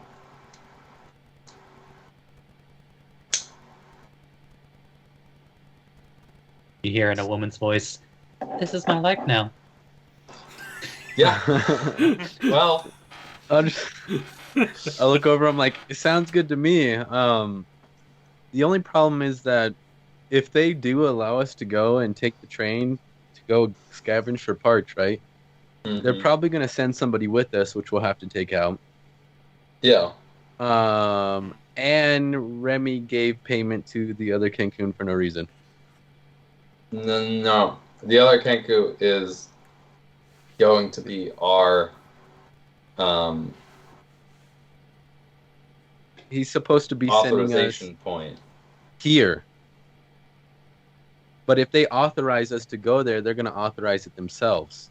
No, that's a different thing. So that not true? we need our new Kenku friend to authorize us to travel from Mid-Sal to the spire, or from the like midway point to the spire. Okay. I had it confused then. I thought it was from here Yeah. to Mid-Sal. No. To get Okay. to the spire, we need the authorization from the 3 All right. stations, and so he's he's coming gonna with help us. with. No, he's gonna stay here in High Sal and help and send the signal from High Sal. Colin's sending the signal from Low Sal, and then we're gonna have the signal at Mid Sal when we leave. So we don't need a signal from High Sal? No, we do. He's sending it. That's why he needs to stay on High Sal. So he's gonna send. Okay, so he's gonna send a signal from High Sal and Mid Sal for us. No, we're gonna be on Mid Sal, so we can do the signal there. Well, we won't have to leave someone Mid Sal.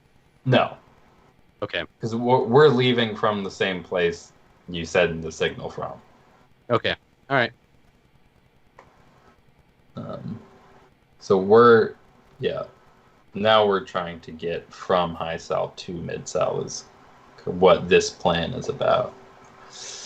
Hopefully with an actual train, because we could do it with a maintenance cart, but with the amount of undead we're going to be encountering, a train would be much, much safer.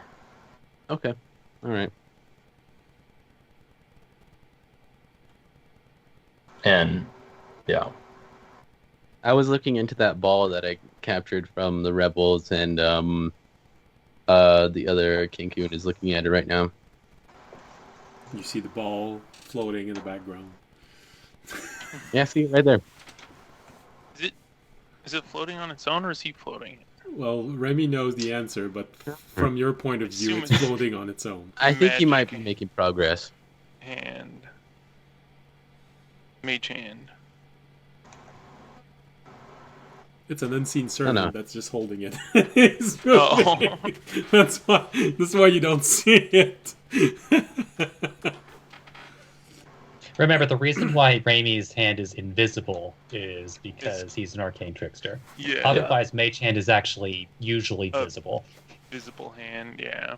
Next question: do you need me to go with you, Fisher, or is that going to be somebody else?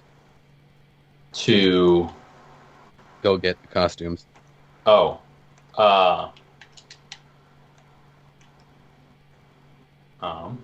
I mean, yeah, you could come.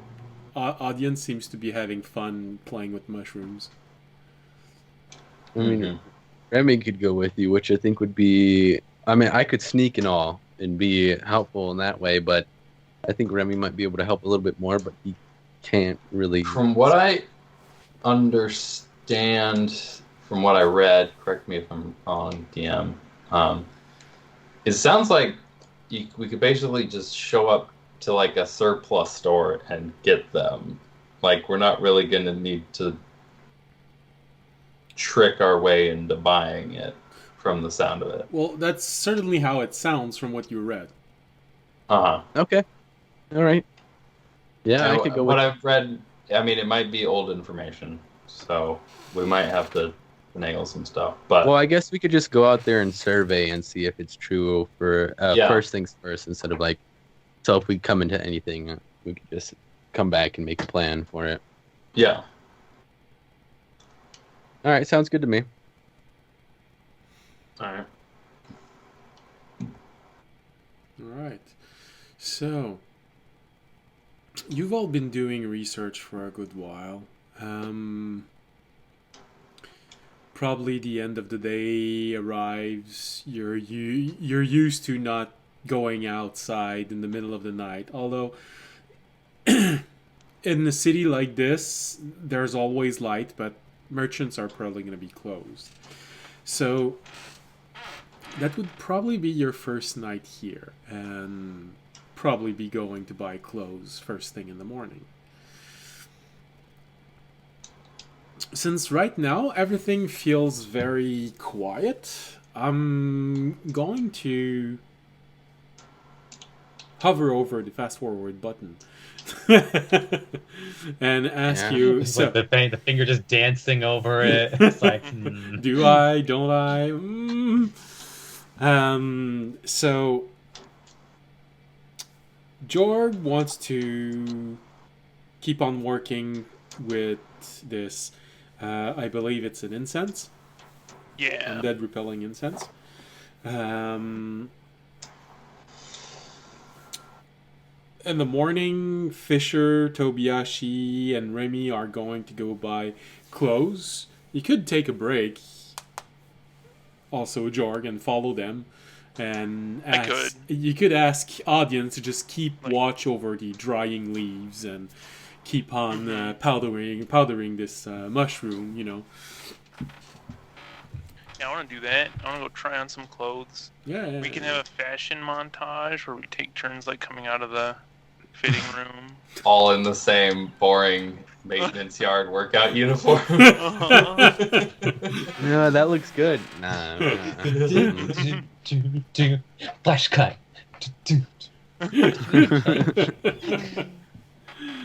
Oh, look, mine is actually charcoal color. Yours is more gray color. Guys, I found the one burgundy outfit. Is that military blue? Oh, I like that color. Damn, you're starting to be very colorful. Are you sure you're in the right shop? Hopefully.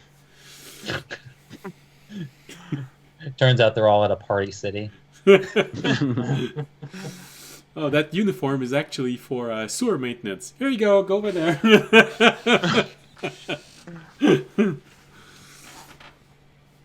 Sewer maintenance if it uniforms pays should well. be really flashy and colorful. That'll be awesome. Yeah, sure. You want everyone to be real able to life. see you. Of course. Uh-huh. Just like hunting. You want everyone to be able to see you. Look, it's already bad enough that Raimi can't wear his coat on this island. Alright, so... So about Fisher's hat. Some things had to be stuck in the storage for so long now. That's okay. The air inside is pretty sterile, so I think it's gonna be good. Moths or anything. Yeah. Still, just to be safe, 6 foot distance. It's on the floor in the middle of the dimensional storage. The next person who enters it just looks at this. What's this hat? 2,000 years in the future. Alright, so. What's that bird? Does it... I don't recognize it. It's gonna attack. Kill the hat! So, does anyone have a problem with spending your first night in this very luxurious library? Mm-mm. No. Alright. It'll be the first time. Well, this one... So, I guess it depends on your definition of luxurious.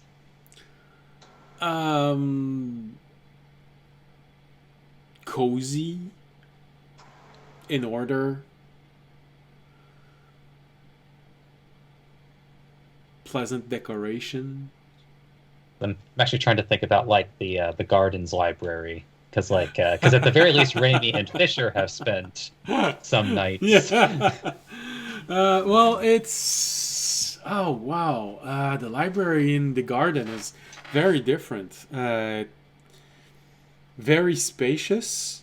The books are placed at the edge of this place, with several area where you can work in the middle. So it's a very different look. It's a bit more of an efficient look.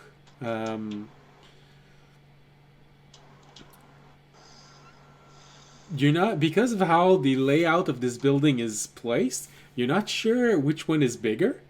But then again, seeing everything they can do, it's probably not that big of an indication of the raw quantity of knowledge that could be in there.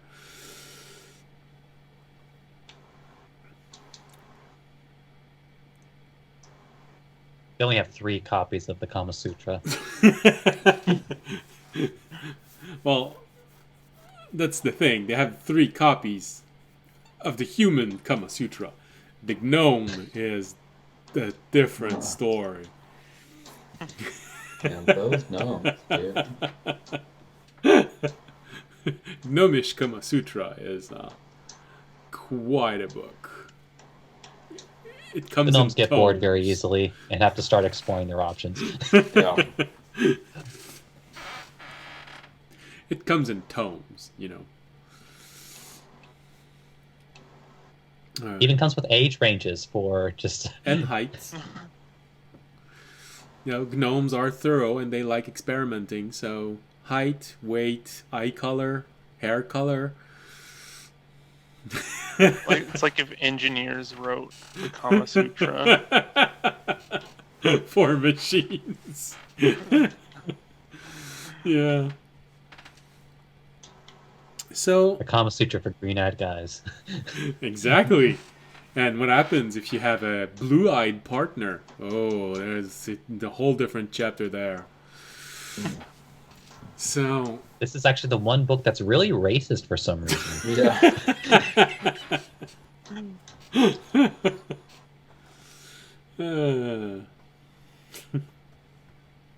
No, that one is okay. It's the one for one-eyed gnomes that really.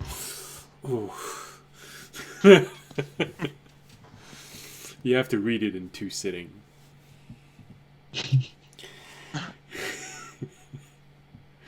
All right, so and probably this library feels a place where people once did extensive research in there. So it's probably slightly cozier and less oriented toward efficiency. So on the side of cozy place that sticks to your mind because it feels like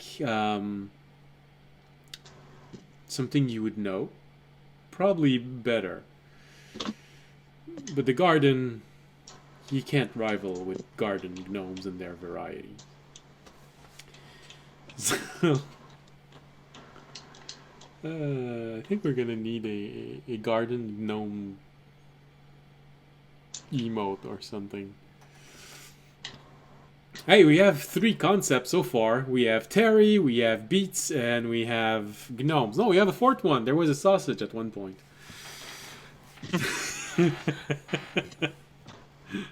Colorful story. So you all go to bed. You're all being led to very cozy and comfortable rooms, unless you want to all share a single room, just for security.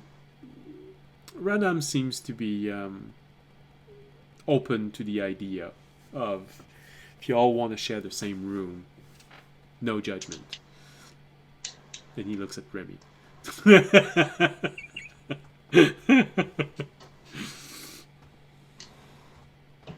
But he does offer you to have your own rooms each.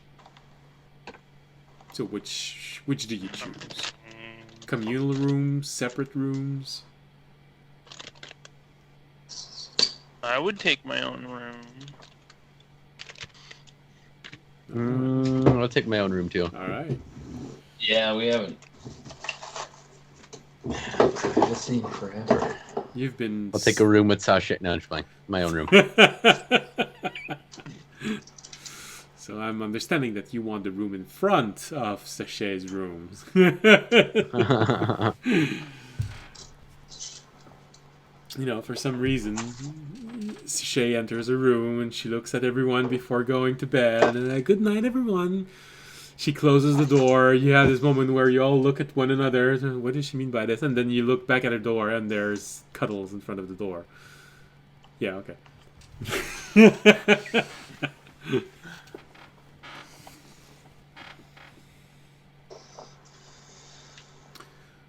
Ranams looks at all of you and good night, everyone. Don't let the bed bug bite. No, I'm serious. They're huge here. And he leaves.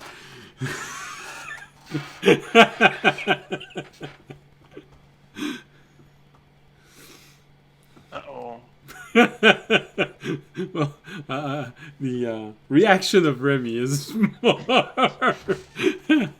I think he understands better what you meant.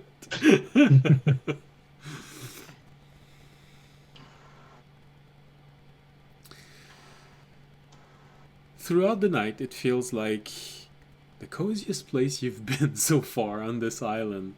There's something that feels cozy and safe about this place. You can't hear anything from the outside. From time to time during the night, you hear just a small sound inside of the library, books being moved around.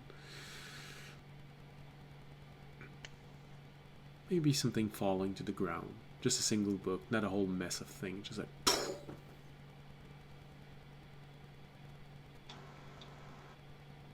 nothing else. You fall asleep, and it's a restful sleep.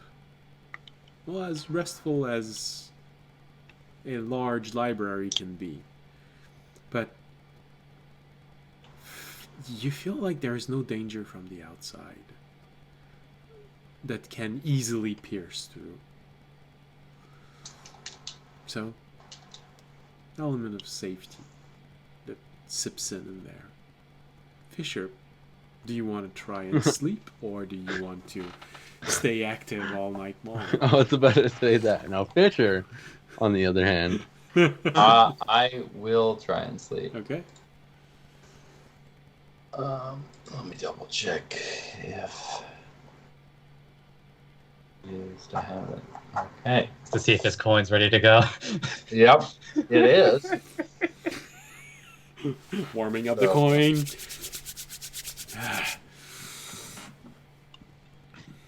oh, and he's sleeping next to audience, so you know. I'm gonna use the coin. That was that one. Damn! Oh. Sleep really doesn't come naturally to Fisher. 8. Ah, okay. You'd think he'd get better at sleeping the more that he did it. It's just so alien for him. You move all over the place, you know, you could never find like the same safe place. It's always somewhere new. I don't have my pillow from home. You know, no interesting story from a bard also. Paranad's being a dick. Like that meme where it's like, have you heard about this? You're like, I'm trying to sleep. And he's like, well, Exactly. Huh. I think that bird brain is probably already asleep. Maybe you should do the same as him. He is getting smarter than you, you know. Trying. Oh God, where's that particular rabbit hole where it's like where Terranat just comes to the conclusion, maybe humanoids get smarter the more that they sleep.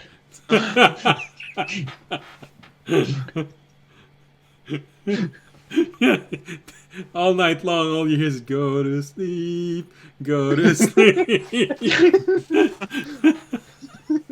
Yeah, that's what the wisdom check is for. It's just for how well I'm able to tune out Terranat.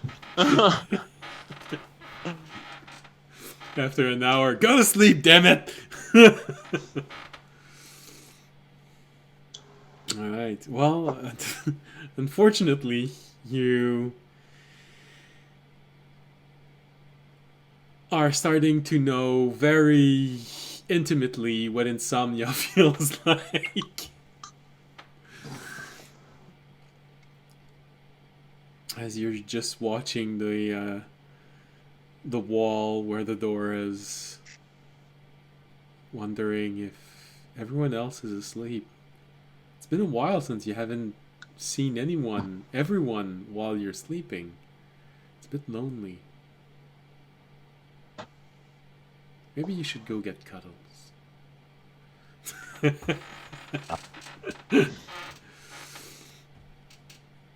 The night is long for you, Fisher, but for everyone else, it's actually cozy. It's actually nice.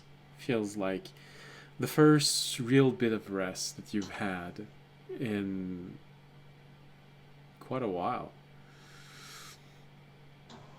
In the morning, you are greeted by the smell of something cooking. Smell like an interesting breakfast.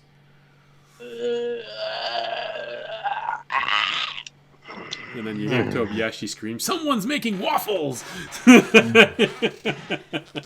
could smell the meat. I'm jumping like a cat on all fours. Meat waffles. That's an interesting concept. Meat waffles, yes. Sausage that was pressed in a waffle maker. Damn, I'm not sure it's You guys do know that chicken and waffles is a southern delicacy, right? Damn! Yeah. No, me, it's waffles, it's always maple It's syrup. Louisiana hot sauce. You know, being from where most maple syrup come from. I'm not a huge fan of chicken and waffles. Yeah. To be fair, I haven't had it in the South, so I can't really. All right, kick them from the cult and playing. All right. So you wake up in the morning, greeted by this lovely smell of a breakfast cooking.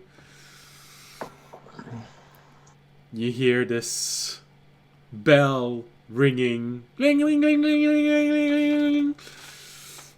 Okay, it's actually really breakfast. But when you get to the room where it's actually ringing, you notice that there's no bell ringing. It's just Random having his mouth open going...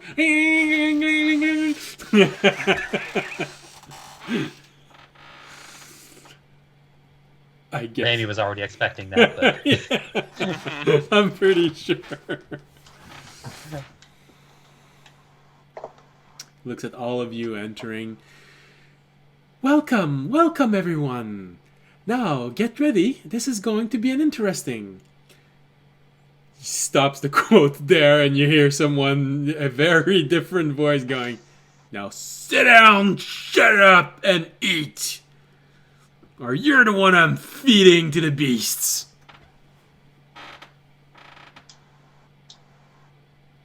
You didn't have a good childhood, did you? No, I was just thinking. No, he was raised in a zoo. So far, Tobiyashi is 2 for 2 on Kenku with troubling backgrounds. After I say that, I'll just continue eating, stuffing my face in food. He serves everyone. Raimi just, Yeah, go ahead. Raimi just mutters something in Undercommon. He serves everyone. He looks at all of you. Eat up. Don't worry. If you eat slowly, everything will be fine. Everything will be fine. You can have a little bit of bloating, gas, intestinal... Dairy. let's not go there. And, have a nice day. And he walks away. A loud fart noise happens near Tobiyashi. Sorry about that, guys. It's been a long day. I haven't eaten this much in a while. It's a decent breakfast. I mean, Fisher, you haven't seen your friend eat that much in a while. I mean, we ate lunch yesterday and dinner, and now we're having breakfast. Yeah. 3 I'm so full used to meals. just- Is there significance to that? It's like What does that mean? not eating in a while. You know, digestive system gets a little like indifferent to it. You know that if a human is starving, right, Fisher, and then you try They to die. feed them a lot right away, yeah, they die. So, you know. Yeah. I guess it makes sense that there's like a Yeah. Body just I don't kind know of how gets to- used to the good berries. Yeah, just surviving off good berries. Like, I don't know how much nutrition is in good berries, but It's I think exactly literally enough. exactly what you need to survive. Yeah, it's exactly what you need. Not a drop more. And It's a you're, multivitamin. yeah, Yeah. a multivitamin. a real one that has I was skinny everything already, but inside. I've lost like 20 pounds, so I'm only like 100 pounds. So Oh, everything, God. everything's there. Kobayashi, no. You need to eat more. You're a monk. You know, you're supposed to have a little bit of muscle. Yeah, my body ate it all. Sorry. Your body hates your muscle. Damn. Plus, that slime inside of you is like starting to That's eat at the rest of that's you. what I was gonna say. Keep forgetting about that thing. Guys, you're supposed to. Guys, stop bringing it up. You know, for some reason now, every time you look at your hand, it feels like it's so much more flexible. You used to be able to bend your thumb so that it touches your forearm, but now you can go past your forearm. It's so weird. I could see right through my bone. Wild. So, yeah. Lovely morning. You all eat until your bellies are full, and it's been a while, and you're sort of surprised that even the audience looks surprised at the fact that he can't eat as much as he's used to right now. I mean, he took a little bit of everything, but he used to be able to take a lot of everything. Now it's just a little. Stomach shrank. Happens. Sachet in her corner just looks at all of you and says, he is always preparing so much food for everyone. You really have to admire his dedication to this. And I know he might sound a little rough and, you know, has a bit of a salty way of talking from time to time and can feel insulting, but he's actually a very, very nice and thoughtful host. You hear Ranam go, "Aw, shucks. Now shut up and finish eating."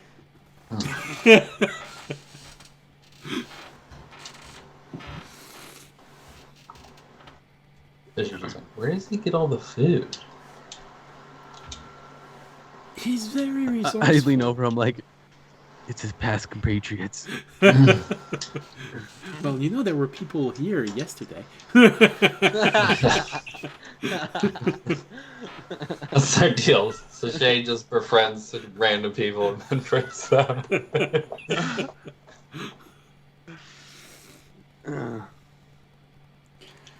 So, with full bellies, hearty laughs, and probably audience daring to drink in the morning, but not enough to be completely drunk.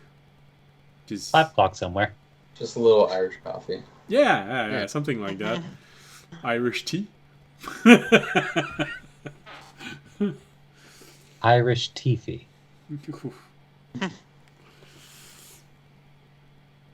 So Like, look, you brew some coffee and then you put your tea bag directly after. Oh my lord. I mean, if it's like English tea, that's hard. So, I guess the question is, do you want to have this, do you actually want to have a close tryout on stream or not? No. No, Dear God, no. Okay. it's just it's a montage. Yeah, it's a Okay. montage. Also, it's literally the same uniform. It's just For one everybody. uniform. They probably But even then you don't have, get to see, like- actual sizes. But you don't get to see like Rainy like doing all the sexy poses that he's seen. Mm-hmm. Like Fisher walks out, he's like super stiff, but it's super tight on him because it's like small. Like, you know.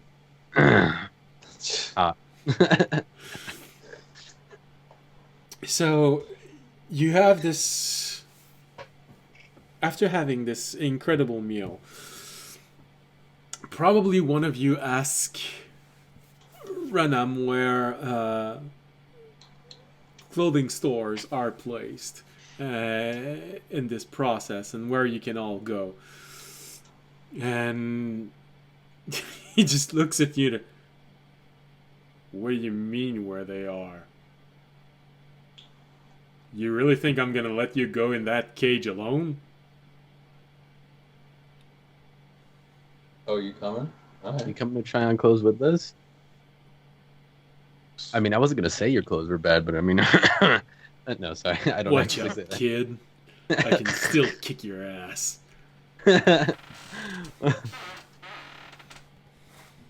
Oh, you know what? Something I forgot to ask due to the circumstances from last session. Yes? What sort of Kenku does that resemble? Any notable species, or just like your standard crow raven sword? Well, there's definitely an element of, there's definitely an element of, crow in it. General shape. The color, however, doesn't completely match up. There are some elements of gray mixed in with this. You're not sure if it's because he's old. You've actually never seen an old Kenku before. So I'll be in fairness, I'm not, at least throughout this particular campaign, the actual in sessions, I don't think Raimi has met another Kenku period. So So you're not sure if it's because he's getting old or because that's how he is. But there's definitely a pattern that seems to be ingrained in the way its feather are placed, in the way that its feather are. Long gray streaks that goes from his head all the way to its tail feathers.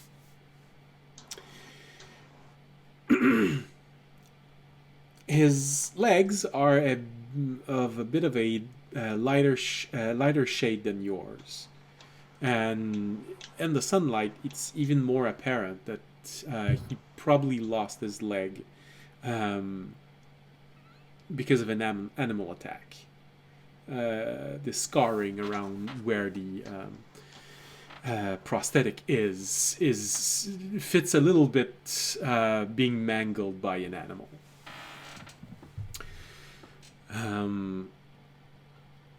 The way that he dress, however, is very different from the way that you chose. He puts on feathered cloak, which makes him look twice as large. You'd probably compare him to sparrows during the winter. You know how they just tuck in their head a little bit more and it makes them look all poofy? Huh. It gives him a look like this, but he doesn't seem to be taking whatever is available. He seems to be intentionally taking this clothing, this cloak. Maybe indicating that he might come from a cold place? Honestly, I just wouldn't be surprised if he actually wore that while he was still at that zoo, just to be intimidating to the other animals, Possibly. or a combination of both. Maybe it was a zoo that was in a cold place. Who knows? Maybe it's... No one ever said that the zoo was from this island chain. Could have been a flying zoo.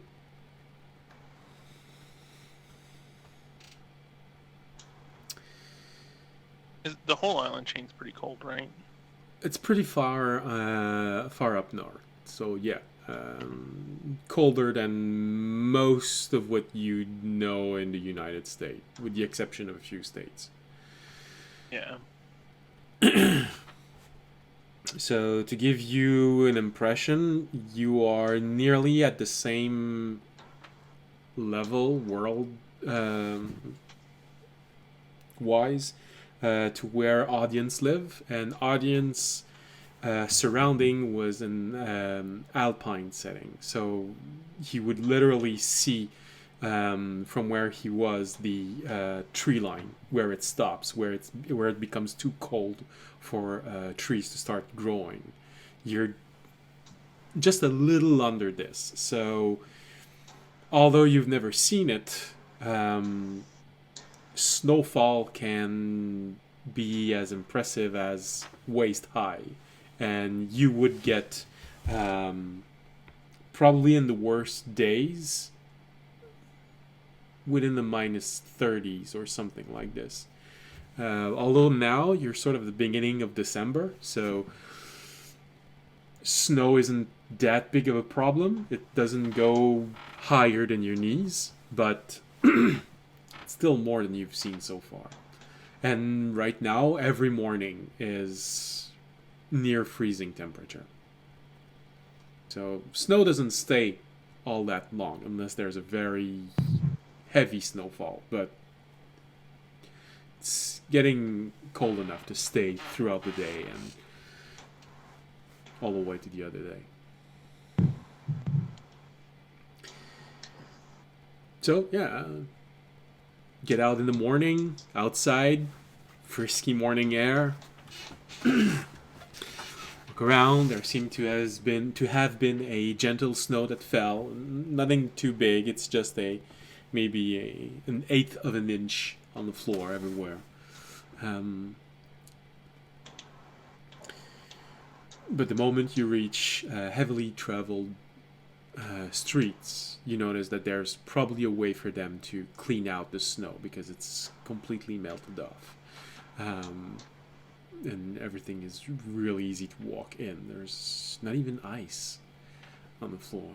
Usually when it's this cold, there would be ice from the night that formed. That still hasn't melted off, but everything's been melted off. So they do have a way to maintain this city. Another thing you realize is people are a bit used to seeing Ranam walking in the street.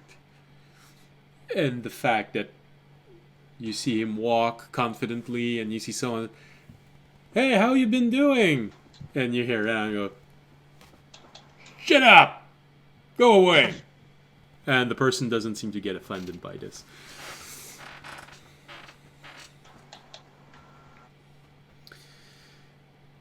Takes you through a variety of stores.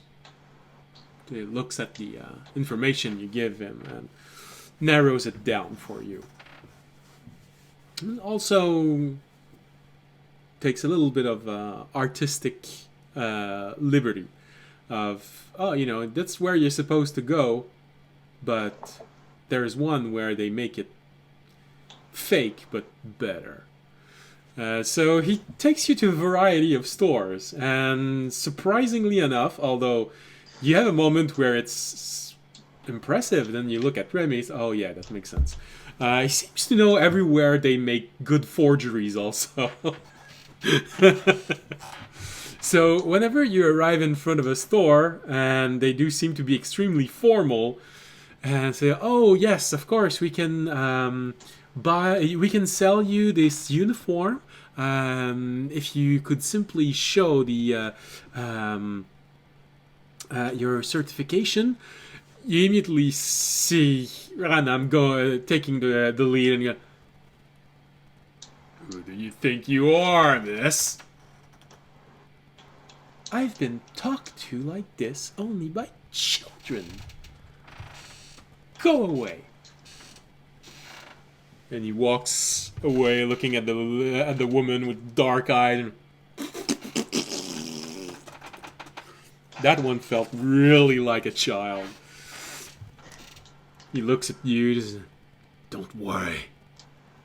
I can give you better food than this." Then he takes you to another store 5 streets further than this. where you enter and you see a person that's just behind the desk and, what can I do for you today? Hey! How you been doing? Haven't seen you in a while. You know, bird shit keep getting in between my toes. Can't walk everywhere with this. Yeah. Looks at all of you. I still don't know what he's saying when he's saying this. Come on in! And he shows you around. Gets you to buy the different uniforms. In the end, you find yourself with 3 uniforms, which feels a lot like maintenance crew, basic maintenance crew. 1 uniform that feels like that person is probably the most experienced of the group. And the last uniform looks very official. You have the feeling that it's probably something that would fit an inspector of some sort. So basically you have your 3 grease monkey, the leader of that maintenance team, and the person that's there to evaluate them.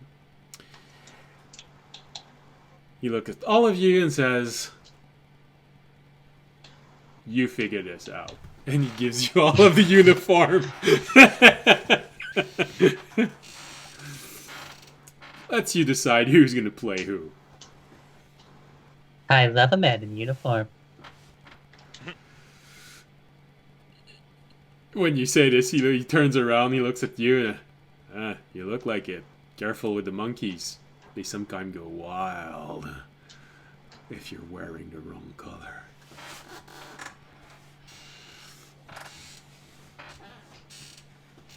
He looks at you, Jorg. You look like a monkey. He keeps on walking. Well, you talk like a monkey. Did you say Anyway. this? Did you say this out loud? I mutter it. He stops for. And he just like starts to slowly take a few steps away from Jorg. He turns around. Not unconvinced that the man might know Fireball. Holy jeez. Okay, hold on. I mean that in the best possible way.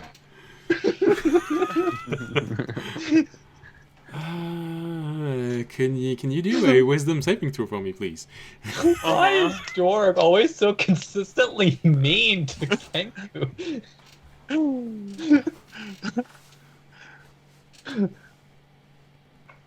A nat 1. Damn! What was that? You have this moment of Wow. I was not- only kidding, and then you all see. You see him shrink up to this little thing, and it was so subtle. You know, sorcerously subtle.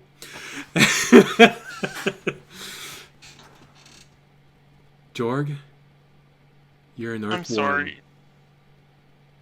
He's what? No, you're an Earth- earthworm. He earth. just used polymorph on Oh, you. You just okay, see fair. yourself going. I deserve that. And you have this big perspective. You see this huge bird, and because it's polymorph, you do have a bit of that instinct of the earthworms. Oh shit, I'm gonna be eaten. Bending over you and looking at you. How do you like that perspective? Dinner time. You take care of that shit. And he walks away. Like Little did baby he just know like Jorg slowly is into starts war. bending down himself. Mhm. I'm gonna call you Jim.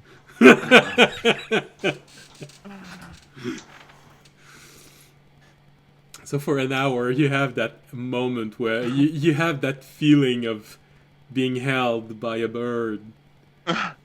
Does anyone put me on the food so I can eat? It only lasts an hour. You're gonna be back before you get back at it. All right, Oh. I stomp on Jorg. No, I'm just playing. I Would mean, I've that? turned back, but I mean, yeah. Yeah, That would just Like- turn me back. That would.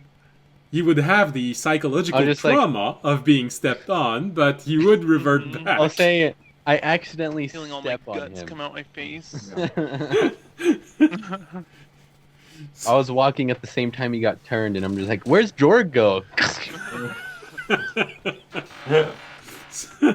So Like with mid taunt while they're both taunting me, you just step on me. you have this brief moment of where you feel your body flattening up and bursting, and your inside just spreading everywhere, and then I looked down. I'm like, "How the hell did you get down there?" with Tobiyashi Oh. stepping on your thigh. I'll help him up. I have good? to go to apologize to our friend. Hmm. He turned It me into a doesn't answer worm. War, but okay. All right, I'll trust you. And all my guts just exploded on my face. Well, technically it happened. It's just at the moment you actually die, you go back to being a person. So. I know. Oh wait, hold on. How much damage did that do? Tobiyashi stepping on him? What's your strength modifier? My strength modifier is +1. So, yeah, you took 1 point of damage. Okay. How much health does a worm have? Like An earthworm, I'd say probably half a hit point, but I can Yeah. I can My round it unarmed up. Strike is +3, so you know. Okay, I'll-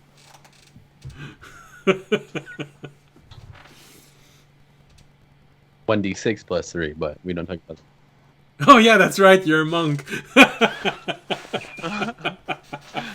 Well, go ahead, roll it. you just you step on me with the intent to hurt me.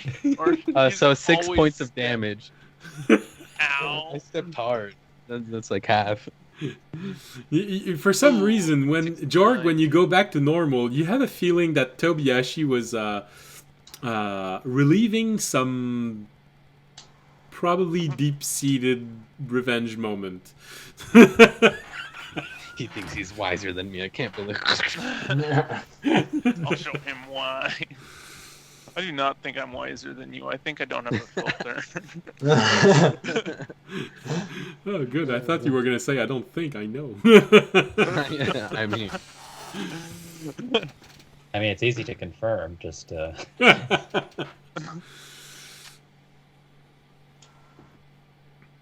So, with this traumatizing moment that Jorg is probably going to carry all the way through next day, you all go back to the library. And every time you walk too close to Ranam, he just looks at you and gives you a smile. I'm sorry, Renem. That was mean of me to say that. Well, at least it's true. You can teach a new tricks to monkeys. I didn't know that. Now You're a behave. teacher.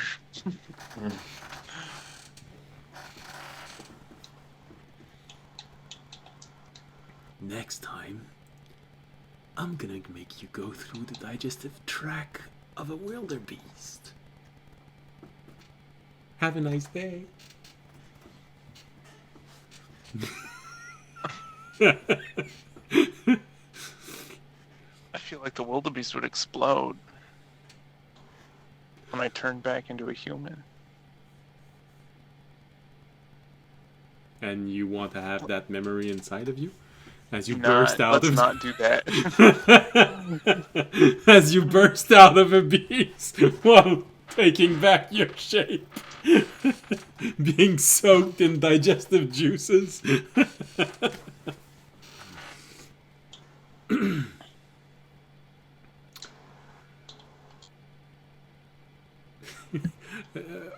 After Jorg mulls over this, Radam goes next to you, Remy, and do you know what a tapeworm looks like? I think he'd Oh, like no. it. And he walks away. The two voices are not the same tone, so it's definitely two pieces of conversation.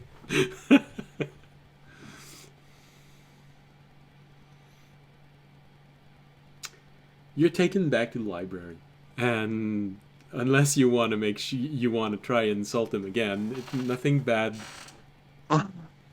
else bad happens.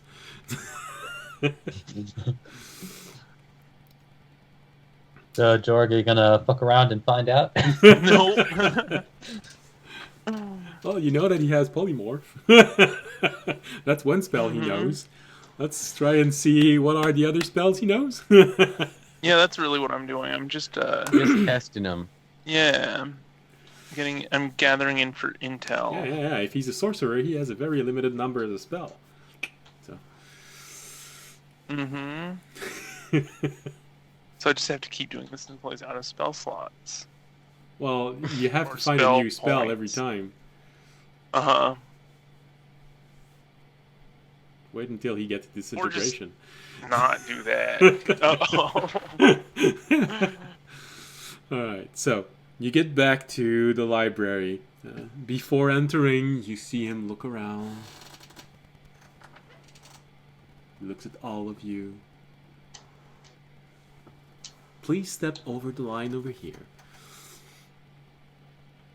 If you are not within this perimeter, you could suffer severely from a variety of debilitating side effects, including dementia, loss of head, permanent removal of entrails.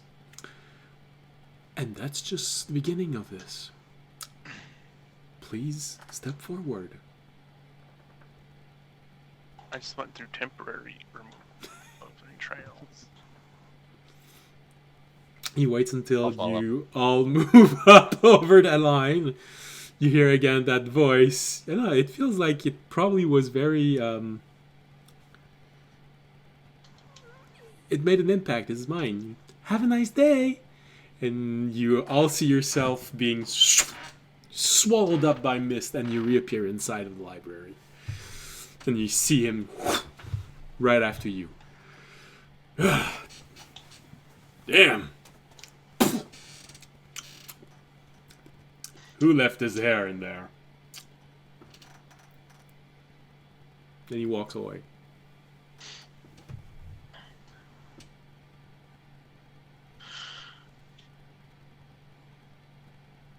He turns around and he's about to say sachet. He goes, please don't ask for money the way you usually do.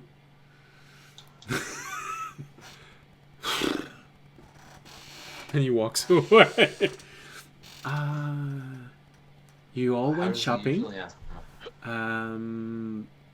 Maybe just be nice and leave a little bit of money.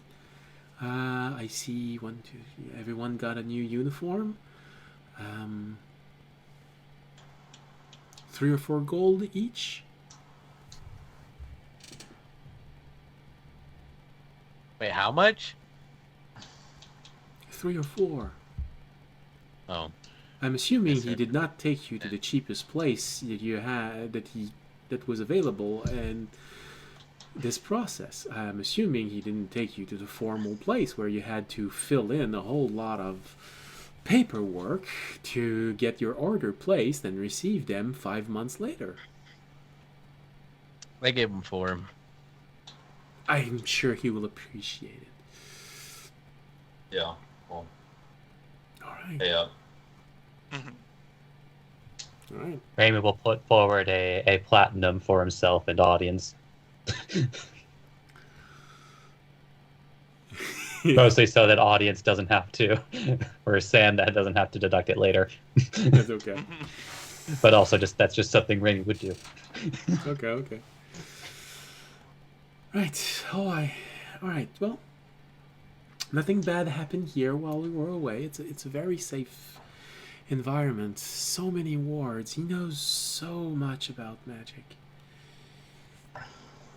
It's a good thing not a lot of people knows this, because people would be much more scared of him than they actually are. Raimi's just going to slowly turn his head toward Tobiyashi, put up a towel into his beak, and make the Oh.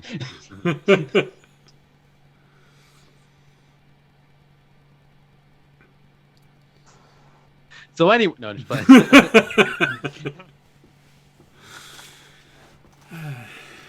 Well, he does use from time to time a cantrip in front of everyone, but he uses only things which reassure people.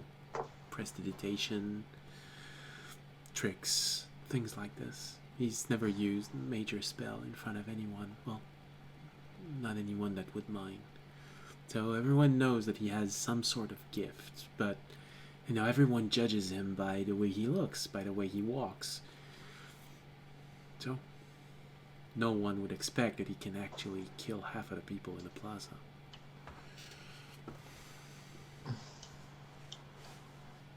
Anyway, who wants chowder? We're serving Okay. hamburgers. Who wants the ground meat?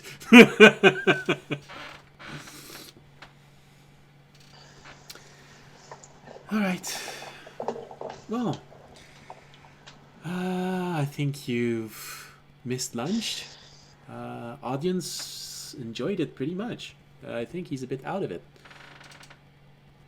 One of the mushroom you gave him blew up, and he fell unconscious for 1 hour. You got into George's special stash.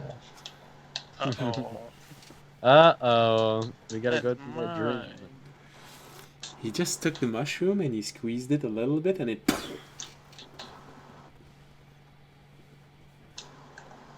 Yeah, that one's called a nightcap. Ooh. Well, Uh-oh. I'd suggest you talk to him a little bit. He seems, he's been talking about purple birds. The heffalumps. No, I haven't heard him say this. Alright, well. I'll let you try on your clothes. Sorry. Alright.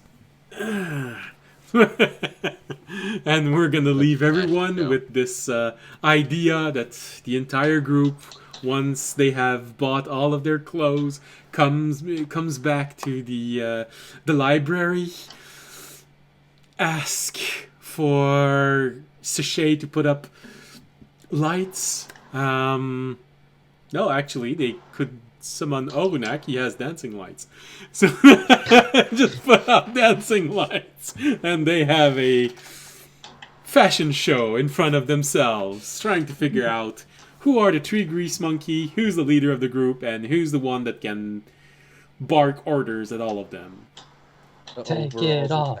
Take it off. Take it off. Take it off. So, I think it's a good place to end today's episode. As I think you've taken care of most of what you wanted to do in this city, which means you currently have 4.5 days still valid inside of this island before someone tries to put you in prison. And you seem to have a plan, which is odd. Yeah, that's the first. We've had plans Even before. weirder, you have a plan and you have a backup plan that did not take longer to create than the first plan itself. That's weird. And I've been your dungeon master since the beginning of this, before this group was complete, and it's weird for me. We are through the looking glass. Damn. Alright. So with this... Also, happy birthday, Toby. Yeah, that's right! Happy birthday! Thank you. How does it feel My to be bag, 1 my year bag. older? Not any different. I feel know, like it but, happen you know, next year. They keep asking that same question, but I don't know why. It's not like you feel very different than 5 seconds ago. Yeah, but you're a whole year older than you were yesterday. Yeah. Yeah. Wait. Yeah. Cumpleaños feliz. Make sure no one owns this music, because you'd be surprised. It's a cover. It doesn't matter. Actually, Disney, I think Disney owns Happy Birthday, so don't sing it. No one gets... Actually, happy birthday, at least that particular song, actually did go into the public domain recently. Recently? Oh, okay, Oh shit! good. But Twitch did just pass something to where it's hard for you to do a cover. Well, you can't have the background music on if you're going to do a cover of some songs. Okay. Alright, so... I think with this, it's a perfect place to end today's stream. So you're gonna all decide, probably off camera, or if you want to go through this in camera with audience when he's gonna be there. I'll let you decide if you do this off or on camera, deciding who gets which uniform, which you probably will be fighting on when you get there anyway. So... Monkey? Interesting. So, and I guess the only question that's going to be left is, are you going to leave in the morning, or are you going to leave at the end of the day? Taking the last train out of the city to where you want to go, or waiting until morning and take the first train out of the city to go where you want to go. That's going to be your biggest question. Anywhere. So, I'm going to leave you with that question in mind and let you figure it out next episode. For next episode. Or at the beginning of the next episode, depending. And I think that will be it. Usually we end with campfire. Yeah, campfire. All we need is a few roasted marshmallows, and we can properly do a birthday for Tobiyashi. Mm-hmm. Roasted marshmallows, that's always good. Alright, so thank you for watching, thank you for being there. I hope you had a pleasant evening. Well, whatever part of the day it is where you are. I hope you had a pleasant day. And we hope you'll be there next Wednesday, where hopefully everyone's gonna be there. Because it's been a while since we had a fight, and I want to put a fight in there. And let's be honest, they'll probably pick a fight at some point. So hopefully we'll do that next Wednesday or next Friday if you're watching this on the rebroadcast. If you're watching this on the rebroadcast, remember, we raid. If we have more than 3 people raiding. If not, well, we raid Tobiyashi if he's there. So, just put the window on Twitch active so we have at least 3 raiders. You don't need to stay the entire episode of the other person that we're raiding. Please be there for the beginning. For those who actually wants to be there, but don't put their window active. What you could do is you could come into stream, and what you do is don't mute it. You just turn it down all the way, and then you could do whatever you're doing, just for support and stuff like that. Yeah. Unless you actually want to hear it in the background. Yeah. But that's what I said. That's why I was saying this. If you just want to keep hearing it in the background, you do have to, I believe, put your window as an active window for your presence to be counted in the raid. So, three raiders or more, we raid. If not, well, if Tobiashi's there, we're gonna visit him.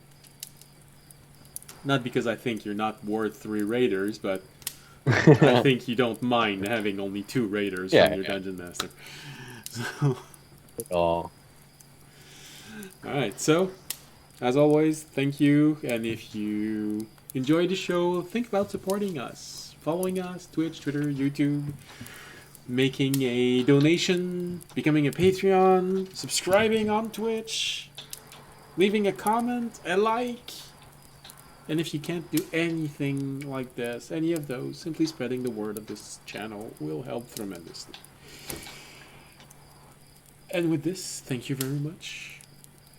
Hope you'll be there next week. And as always, stay safe and stay healthy.